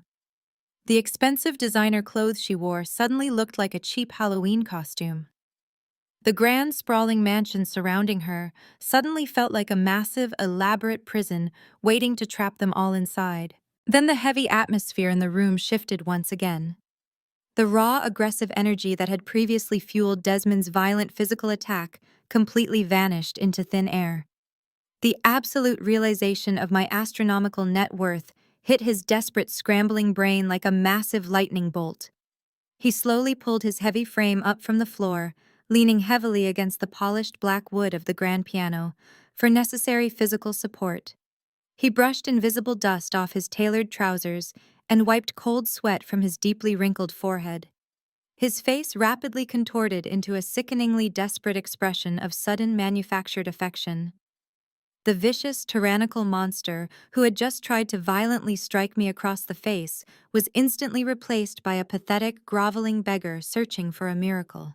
The sheer hypocrisy of his sudden transformation was almost physically nauseating to witness. This was the exact same man who had maliciously forged my legal signature to steal hundreds of thousands of dollars. This was the man who had coldly watched me struggle and fail while he lived in absolute luxury. Now he was actively discarding every ounce of his remaining dignity just to secure a financial lifeline from the very daughter he had systematically destroyed. Maya, he whispered into the silence, his voice cracking pitifully as he forced a shaky, unnatural smile onto his lips. Maya, my beautiful, wonderful daughter, please just look at me for 1 second. I slowly stood up, turning away from the sobbing mess of my sister to face the man who had ruthlessly stolen my identity. Desmond took a hesitant, unsteady step forward, holding both of his hands up in a placating, submissive gesture. His bloodshot eyes were glued directly to my face, shining intensely, with a disgusting mixture of profound greed and absolute terror. "I am so incredibly proud of you, Maya." Desmond stammered, his voice vibrating with a frantic, sickening urgency. $10 billion. That is simply spectacular. That is an absolute triumph. I always knew you had my brilliant corporate business instincts running through your veins. I always knew you were destined for absolute greatness in the financial sector. We are blood, Maya. We are family. We have certainly had our minor misunderstandings in the past, but we can fix all of that right now today. He took another desperate step closer, his breathing rapid and incredibly shallow. "The Prestons are completely gone," he pleaded, waving his shaking hand toward the empty grand foyer. "The $10 million investment deal we desperately needed is totally dead. The angry creditors have officially frozen every single corporate and personal account I possess. Maya, if you really have that kind of infinite capital, you have to step in and save the family real estate company. You have to save this beautiful house. The bank is sending the local authorities to throw us out onto the street tomorrow morning at exactly 9 o'clock. You can write a blank check right now and make this terrible nightmare go away. We are begging you now. We need you, Maya. We really need you." The camera executed a severe extreme close-up directly onto my eyes. They were completely devoid of warmth, reflecting only the cold, absolute certainty of a predator observing its trapped prey. Desmond knelt on the ruined Persian rug, panting heavily. His hands were clasped together in a pathetic gesture of prayer as he waited for me to agree to save his miserable, fraudulent life. I stared down at the man who had stolen my identity and laughed at my pain. I did not offer him a single shred of comfort. Instead, I reached into the heavy black leather folder for the final time. My fingers grasped a thick parchment document. I slowly withdrew it, letting the crisp sound of the heavy paper echo through the silent room. I leaned forward and pressed the document flat against the surface of the glass coffee table right next to the glossy magazine cover featuring my face. I smoothed out the edges with deliberate, agonizing slowness. Desmond held his breath, his bloodshot eyes tracking my every movement. He thought this was his salvation. He thought the obedient, abused daughter was finally stepping up to protect the family name. "The bank will not throw you out on the street tomorrow, Desmond," I said, my voice dropping into a deadly calm whisper that commanded absolute attention. "Because yesterday afternoon, my private asset management firm purchased the entirety of your failing business portfolio. We bought every single ounce of your toxic debt.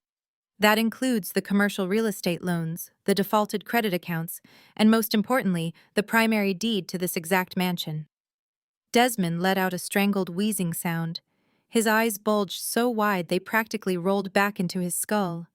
He grabbed the edge of the glass table to stop himself from collapsing completely onto the floor. "You bought my debt," he rasped, his vocal cords failing him. "You bought the house." "Yes, Desmond," I replied, standing up to my full height and looking down at him. "I own everything. You are no longer the master of a real estate empire. You are a bankrupt tenant living in a property owned by the daughter you threw away like garbage. I hold the mortgage. I hold the business loans. I own every single asset you falsely claimed was yours. You asked me to write a blank check to make your nightmare go away. I already wrote the check, but I did not write it for you. I wrote it to completely dismantle you." Valerie let out a high-pitched wail from the white velvet sofa. She finally understood the horrific reality of her new existence.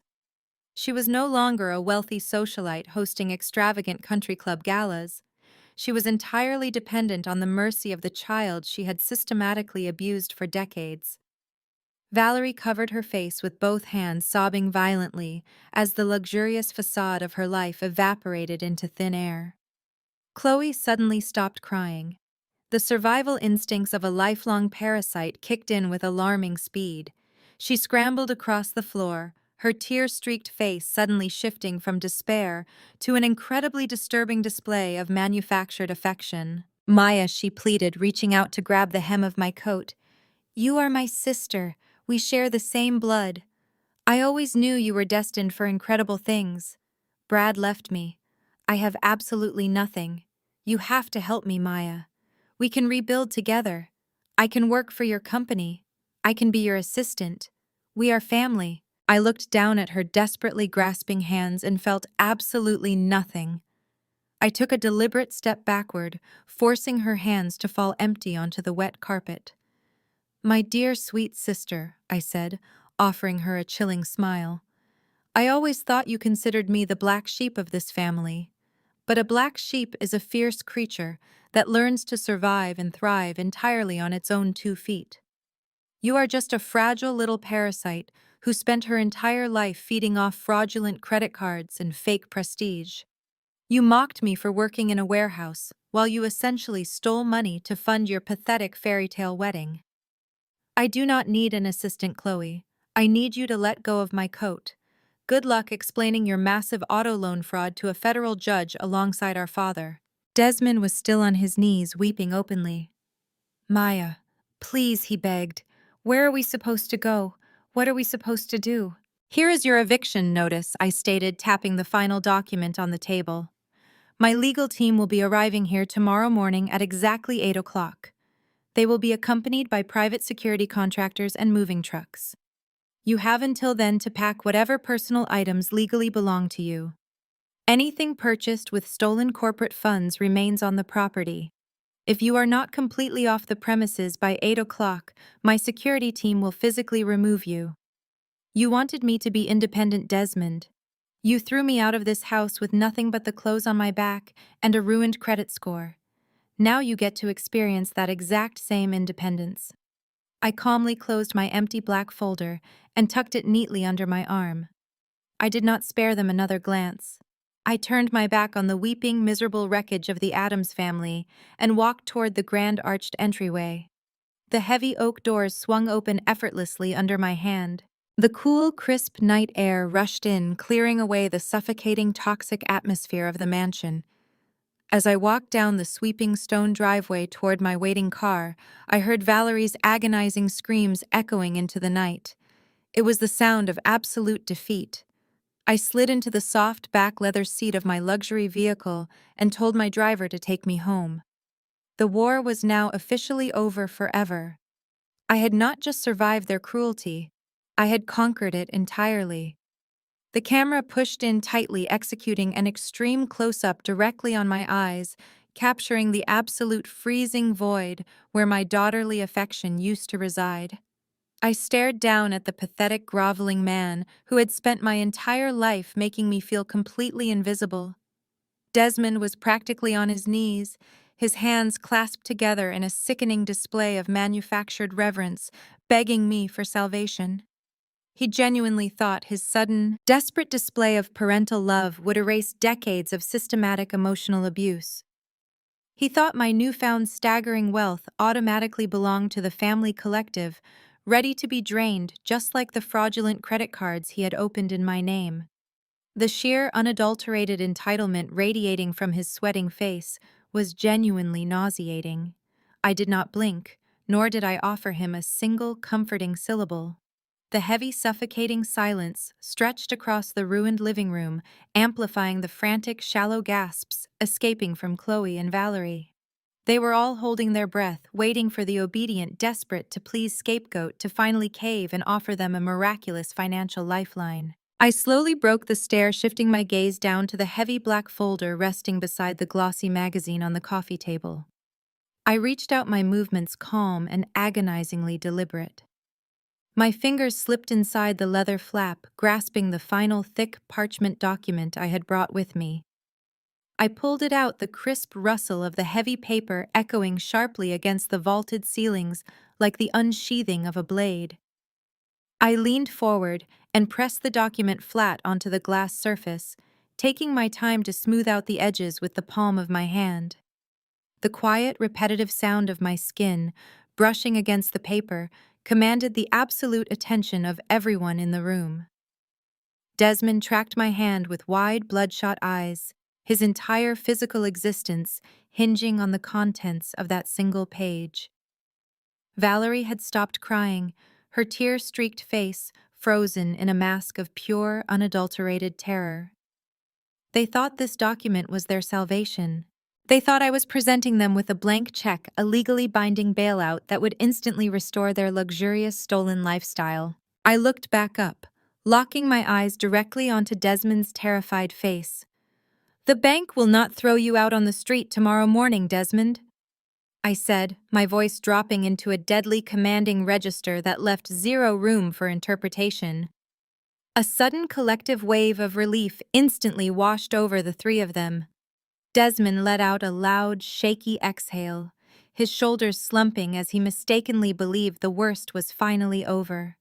Valerie's rigid posture relaxed slightly, and a pathetic, grateful smile actually began to form on Chloe's ruined face. They had heard exactly what they wanted to hear, completely ignoring the lethal underlying tone of my voice. I let them savor that false, fleeting sense of security for one singular, agonizing second before delivering the final crushing blow. "The bank will not evict you tomorrow because yesterday afternoon my private asset management firm officially acquired the entirety of your failing corporate portfolio. I purchased every single ounce of your bad debt, including the exclusive legal ownership of this exact mansion." The fragile momentary relief in the room evaporated instantly, replaced by a dense, suffocating blanket of absolute horror. Desmond's eyes widened to an impossible degree, practically rolling back into his skull as his brain violently rejected the information I had just provided. His jaw went completely slack, and the false, hopeful smile was instantly wiped from his sweating face. He gripped the edge of the glass coffee table so hard his knuckles turned a brilliant stark white, desperately trying to anchor himself to a reality that no longer existed. "You bought my debt," he stammered, his voice reduced to a dry, terrified rasp that barely carried across the space between us. "You own the debt." The question hung in the stagnant air, completely rhetorical, as the devastating truth slowly sank into his bones. The man who had mocked my work ethic, who had stolen my identity to fund his reckless, arrogant greed, was now entirely at my mercy.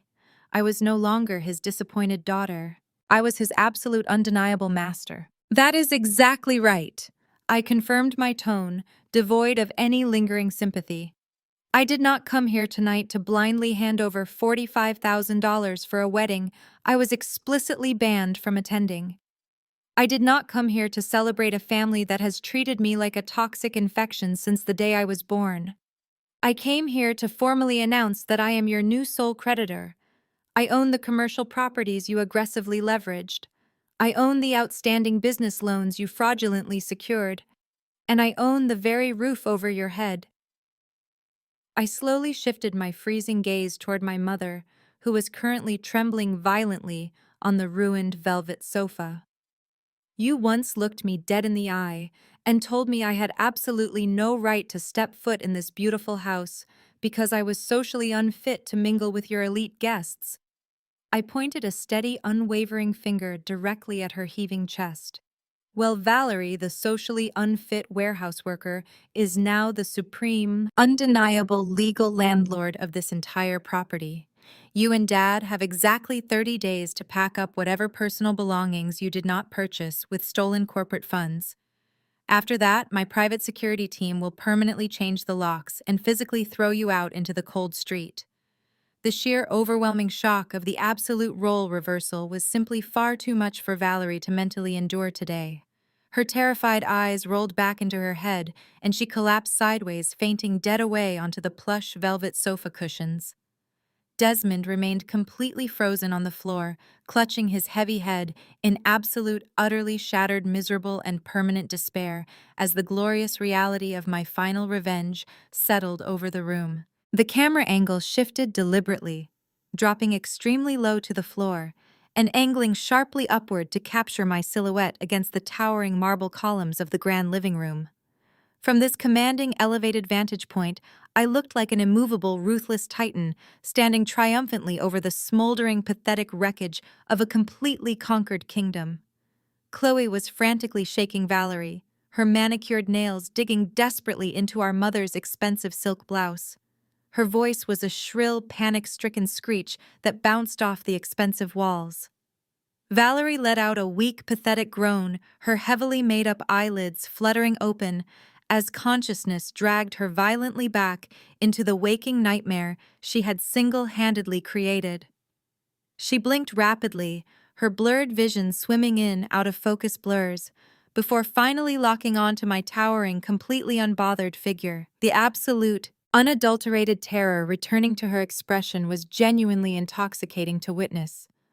Desmond was still curled into a tight, miserable ball on the expensive Persian rug, his hands gripping his thinning hair so tightly I genuinely thought he might rip it out from the roots in pure frustration.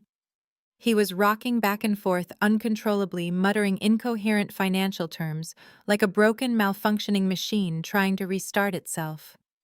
I reached inside the pocket of my tailored designer blazer and slowly pulled out a single neatly folded piece of thick premium legal paper. I did not bend down to hand it to them. I simply held it out and let it slip gracefully from between my fingers. The document drifted down through the stagnant, suffocating air, landing perfectly on the polished glass coffee table right next to Valerie's trembling, sweat-slicked hand.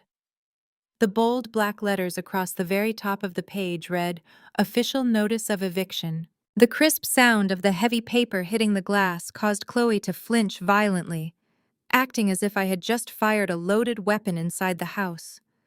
She let out a sharp gasp, scrambling backwards until her spine slammed hard against the base of the expensive piano, her eyes darting wildly around the room. I watched them stare at the document, entirely paralyzed by the absolute, inescapable certainty of their immediate ruin. If you truly wish to somehow remain inside this luxurious property, I have explicitly instructed my private asset management firm to offer you a standard non-negotiable residential lease agreement. I announced, my voice slicing through the heavy, oppressive silence with absolute surgical precision.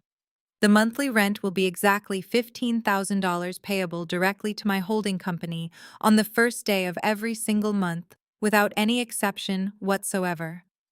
There will be absolutely no extensions granted under any circumstances. There will be no grace periods for late payments. There will be absolutely zero negotiations regarding partial payments or delayed installments. If you fail to meet these strict financial obligations, the consequences will be utterly devastating and completely irreversible. You will not use the property as collateral for any more of your fraudulent loans, and you will not sublet a single room in this mansion to cover your inevitable, impending financial shortfalls.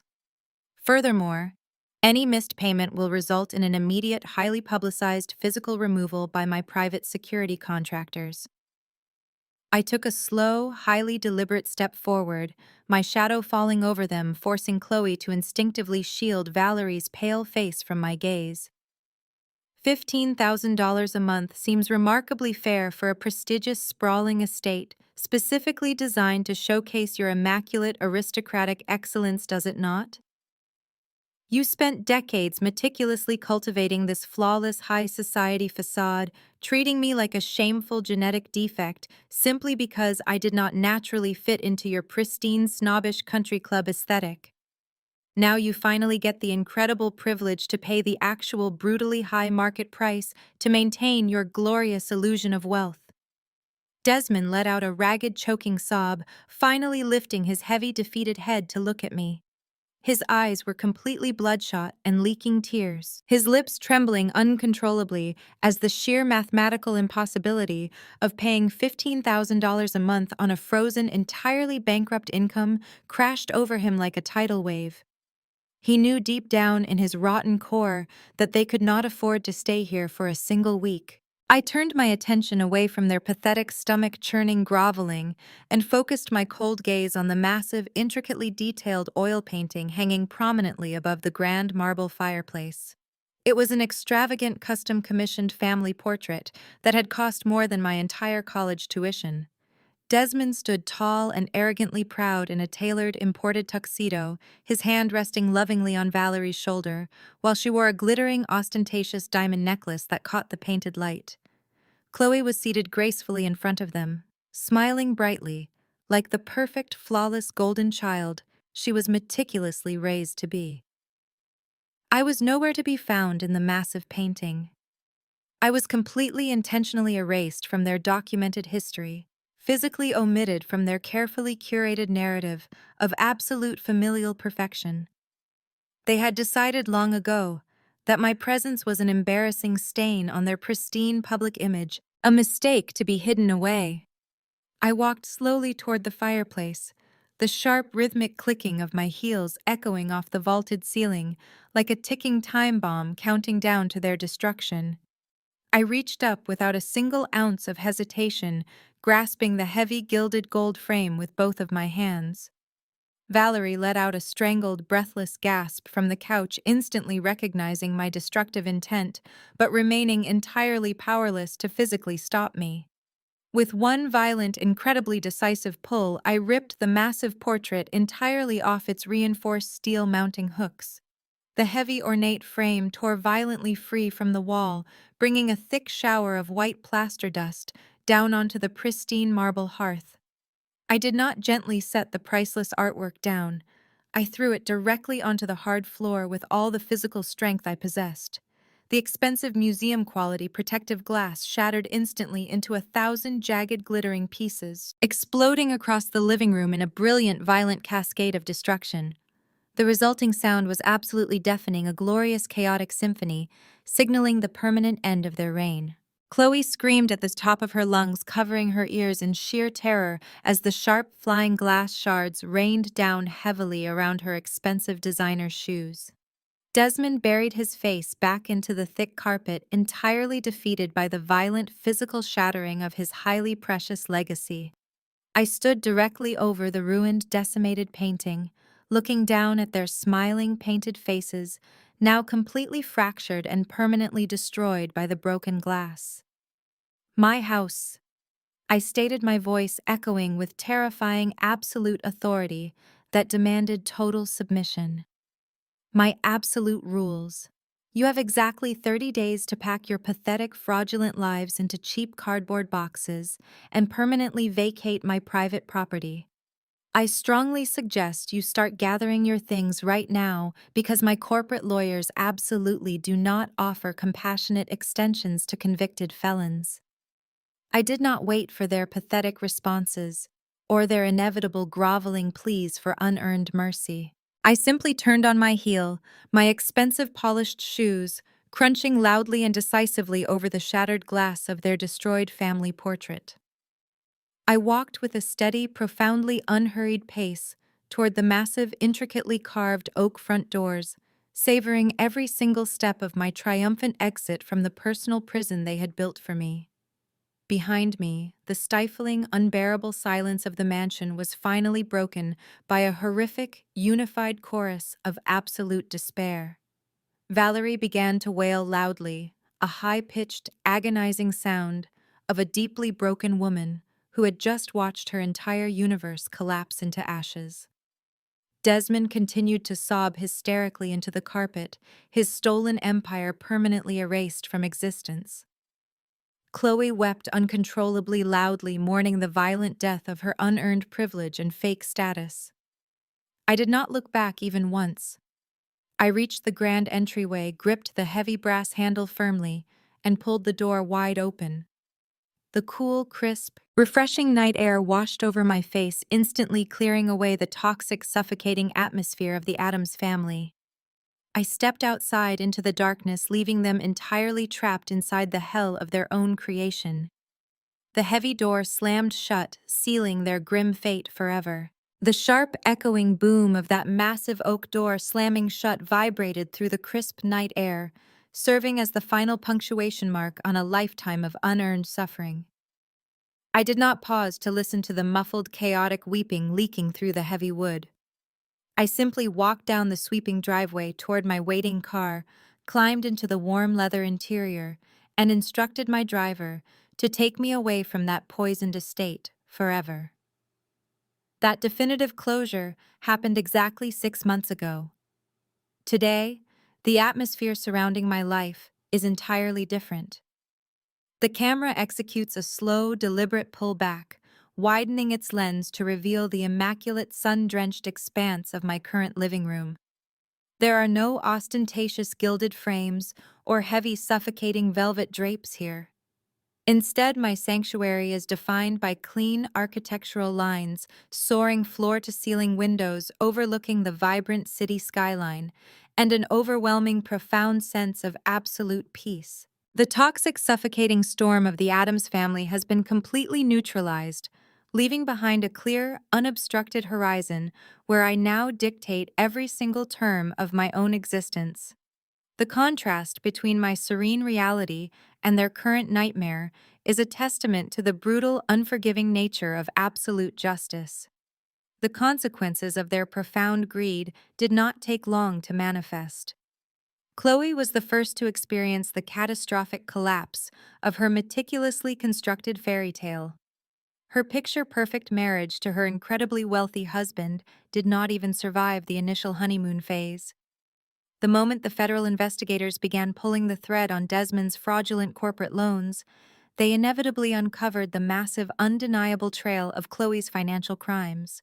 The luxury auto loan fraud, the maxed-out credit cards opened under my stolen identity, and the complete fabrication of her personal assets were all dragged into the harsh, unforgiving light of a federal audit. Her husband's elite, fiercely protective family immediately engaged an army of ruthless corporate lawyers. They secured a rapid, airtight annulment before Chloe could even attempt to stake a claim on a single dime of their generational wealth.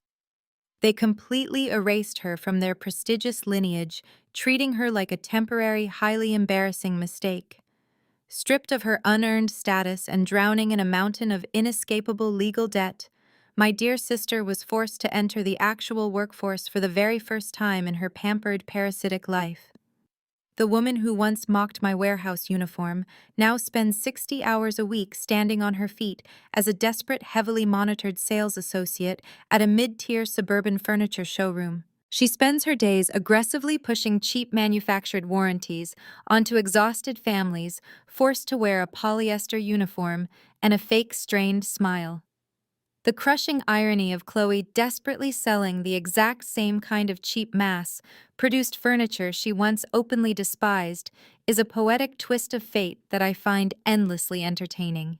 She has lost her audience, her funding, and her illusion of superiority. Desmond and Valerie fared significantly worse. They quickly discovered that $15,000 a month in rent was a mathematical impossibility for a man whose corporate empire was built entirely on a crumbling foundation of aggressive leverage and blatant identity theft. They lasted exactly 19 days before missing their very first payment deadline. True to my explicit warning, my legal team did not offer a single moment of leniency. On the morning of the 20th day, a highly efficient team of private security contractors and county sheriffs arrived. They were physically escorted off the pristine grounds, clutching a few hastily packed suitcases containing the only personal items they could legally prove they owned. The grand, sprawling estate that Valerie had used as her ultimate weapon of social superiority was abruptly locked, secured, and placed under round-the-clock surveillance. Destitute, publicly disgraced, and entirely cut off from the elite social circles they once ruled, my parents were forced to relocate to a cramped, poorly ventilated two-bedroom apartment in a decaying suburban complex. There are no marble hearths or crystal chandeliers in their new reality. There is only peeling linoleum, loudly dripping plumbing, and the constant, inescapable reminder of their catastrophic failure. Furthermore, Desmond is currently out on bail awaiting a highly publicized federal trial for his extensive financial fraud. His former corporate allies have all turned state's evidence against him, eager to save their own skins. They are feeding him directly to the eager prosecutors. The man who once demanded absolute obedience from everyone around him now spends his days sitting at a cheap Formica kitchen table, drowning in legal paperwork he cannot afford to defend against. In the immediate aftermath of their eviction, the desperation reached a fever pitch. My phone became a relentless vibrating beacon of their absolute panic. Valerie called dozens of times a day, leaving agonizing tear-soaked voicemails begging for a second chance. She cried hysterically into the receiver, leveraging the concept of family and shared blood, as if those words held any actual value after decades of systemic abuse. Desmond attempted a different tactic, leaving long, rambling messages attempting to negotiate ridiculous, impossible business deals, promising to pay me back with imaginary future profits if I would just drop the eviction. He begged me to fund his legal defense. Even Chloe managed to find my number texting pathetic, groveling paragraphs about how she had been brainwashed by our parents and how we needed to stick together as sisters against the world. I listened to exactly 3 of those pathetic voicemails before acting. I did not shout. I did not argue. I did not offer them the closure or the satisfaction of a final dramatic screaming match. I simply contacted my service provider, completely changed my private phone number, and instructed my security detail to permanently block them from entering my corporate building or approaching my private residence. I severed the connection completely and permanently. Their desperate weeping pleas vanished into the digital void, met only by the cold, automated tone of a disconnected line. My absolute silence became the ultimate, most devastating punishment. By refusing to engage, I stripped them of their final weapon. I denied them the opportunity to manipulate my emotions, leaving them completely isolated with the horrifying reality of their own actions. They are now entirely trapped in an echo chamber of their own making, screaming into a void that simply does not care. With the Addams family permanently excised from my life, I turned my attention to the sprawling mansion they had so desperately tried to hold on to. I had absolutely no desire to live in a house thoroughly poisoned by their cruelty, nor did I want to keep it as a stagnant trophy in my asset portfolio. Instead, I hired a premier luxury real estate auction house and orchestrated a massive, highly publicized international bidding war. The estate was heavily marketed as a prime piece of prestigious local history. It sold to an overseas tech billionaire for a staggering sum that far exceeded its original appraised value. The massive influx of liquid capital from the sale landed cleanly in my corporate accounts, representing the final complete liquidation of Desmond's fraudulent empire. But I did not simply hoard the immense profits. The money derived from their fake weaponized concept of elite success needed to be completely repurposed and purified. I took the entirety of the proceeds from the mansion sale and established a highly endowed, permanently funded educational foundation. I named it the Phoenix Initiative. The scholarship program is specifically and exclusively designed to provide full-ride university tuition, comprehensive housing stipends, and dedicated mental health resources to young women of color who have been financially abused, disowned, or completely cast out by their own toxic families. I created the exact safety net I had desperately needed when Desmond threw me out into the cold street. I did that with absolutely nothing but the clothes on my back and a ruined credit score. I built a system designed to catch the scapegoats, the black sheep, and the forgotten daughters who refuse to conform to abusive, narcissistic parental expectations. Every single time a brilliant, resilient young woman graduates debt-free because of my foundation, she proves that true excellence is not defined by ostentatious mansions or fraudulent country club memberships.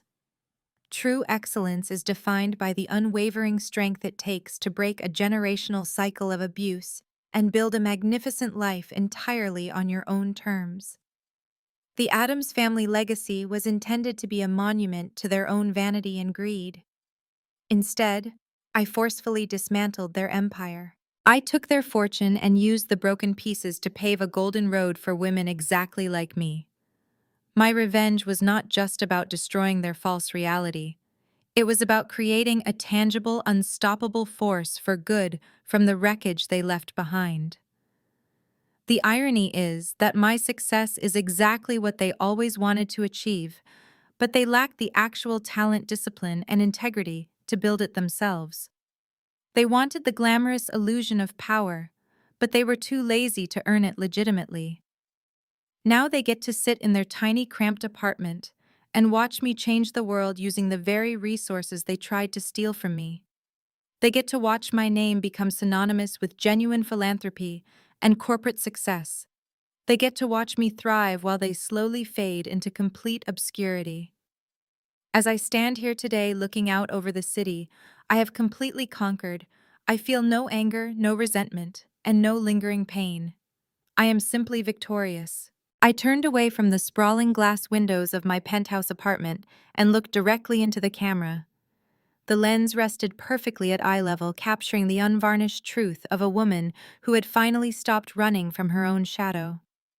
I was no longer the frightened outcast hiding in the corners of a mansion where I was despised. I was the architect of my own destiny, standing firmly on ground that I had bought and paid for with my own blood, sweat, and tears.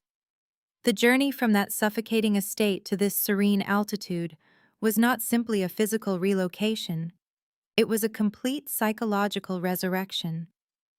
It is a profound realization when you finally understand that the people who share your DNA are not always your true family.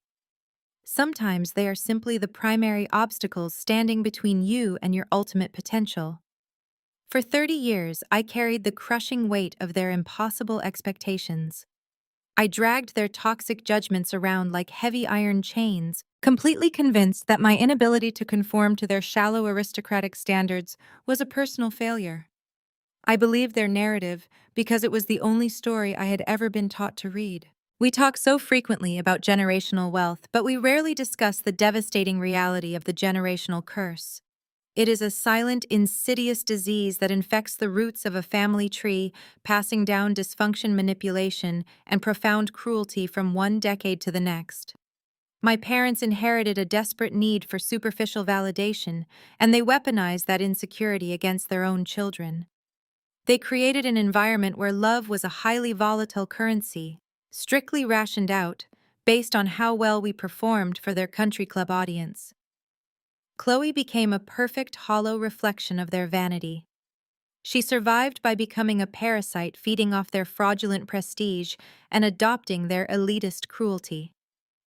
I became the designated repository for all their shame simply because I possessed the sheer audacity to value honest hard work over a meticulously crafted illusion. The generational curse demands absolute compliance. It requires you to set yourself on fire just to keep the patriarchs and matriarchs warm. When you refuse to burn, they immediately brand you as a traitor. They call you a disappointment. They label you as socially unfit. But breaking that curse is the most extraordinary act of rebellion a person can ever commit. It requires you to look at the twisted, rotting branches of your family tree and deliberately sever yourself from the trunk. You must possess the courage to walk out into the wilderness completely alone, knowing that the temporary pain of isolation is infinitely better than the permanent agony of emotional starvation. I spent years shivering in the cold, believing their lies about my fundamental worthlessness. I genuinely thought I was a broken, defective piece of machinery because I could not master the art of their sophisticated deceit. I worked brutal, agonizing shifts in a dusty concrete warehouse, stacking heavy boxes while they clinked crystal champagne flutes at charity galas funded by stolen money. I thought their glittering reality was the absolute pinnacle of human achievement. I was entirely wrong. True excellence has absolutely nothing to do with the designer labels stitched into your clothing. It has nothing to do with the luxury vehicles parked in your driveway or the exclusive zip code printed on your mail. Black excellence in particular is so often aggressively misunderstood and tragically weaponized by people like Valerie and Desmond. They believed excellence was a costume you could simply purchase on fraudulent credit. They thought it was a weapon used to bludgeon those they deemed inferior. They treated it as an exclusive VIP lounge where the bouncers actively rejected anyone who dared to show up with calloused hands and an honest paycheck. They fundamentally perverted the very concept of success, reducing it to a pathetic, shallow popularity contest built on rotting lies. Excellence is actually born in the dark, quiet moments when nobody is watching. It is forged in the grueling, unglamorous hours of relentless labor and unyielding discipline. Excellence is the quiet dignity of paying your own bills with money you actually earned. It is the profound, unbreakable strength required to look at a system designed to destroy your spirit and choosing to thrive anyway. My excellence was not cultivated in the grand dining room of their stolen mansion. It was built on the cold, hard floors of that shipping warehouse. It was refined during the countless sleepless nights I spent building a legitimate corporate empire from absolute scratch. I forged my success out of the raw steel of my own independence. I did not need their money. I did not need their connections. I did not need their hollow conditional approval. I only needed my own unwavering, absolute belief in myself. When I finally shattered their illusion, I did not do it out of a petty desire for blind vengeance. I did it because justice requires truth to be dragged into the unforgiving light of day. I did it because the generational curse stops with me. I refuse to allow their toxicity to infect another day of my existence. I refuse to carry their heavy, shameful secrets. They built a grand, imposing fortress of lies, and I simply brought the sledgehammer of reality. Watching that fortress collapse was not a tragedy. It was a glorious, desperately needed demolition. The debris they left behind served as the fertile soil for my new beginning. Every single tear I cried in that house watered the seeds of my current prosperity. I have no regrets regarding my actions. Now I spend my days surrounded by people who genuinely value authenticity over appearance. My boardroom is filled with sharp minds who care about actual results rather than country club pedigrees.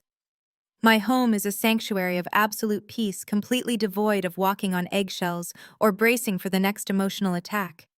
I have cultivated a chosen family composed of individuals who understand the profound difference between demanding respect and actually earning it. We celebrate each other without jealousy. We support each other without keeping a hidden scorecard of favors. It is a beautiful, quiet existence that Desmond, Valerie, and Chloe will never be capable of understanding. They are permanently trapped in their own miserable psychological prisons, entirely unable to escape the consequences of their spectacular hubris. The people who were supposed to protect and nurture me became my greatest adversaries. They looked at their own flesh and blood and saw nothing but a convenient target for their insecurities. They tried to bury me under the heavy, suffocating weight of their constant disapproval. But they made one massive, catastrophic miscalculation. They completely forgot that some seeds only germinate after they have been buried in the dark. They thought they were disposing of a problem when they threw me out into the cold street. In reality, they were simply setting me entirely free. The moment I walked out of that house with nothing but the clothes on my back, I became the most dangerous creature in their world. I had absolutely nothing left to lose and everything to gain. I transformed from a victim into a conqueror. They said I was not fit to attend the wedding. They were right. I am too expensive to sit at a table with fake people. If your family does not give you a seat, buy the whole building and kick them out. You do not have to beg for a place at a table where the food is poisoned and the guests are actively praying for your downfall. You have the ultimate supreme power to walk away and build a magnificent banquet hall entirely of your own. You can fill it with people who actually celebrate your presence rather than merely tolerate it. You can serve honesty, integrity, and genuine love. It is the most satisfying meal you will ever consume. Do not let anyone convince you that you must endure abuse simply because you share a biological connection. Blood makes you related, but absolute loyalty, consistent respect, and unconditional love are what actually make you family. If the people who brought you into this world refuse to treat you with basic human dignity, you owe them absolutely nothing. You are not required to set yourself on fire to keep their toxic illusions warm.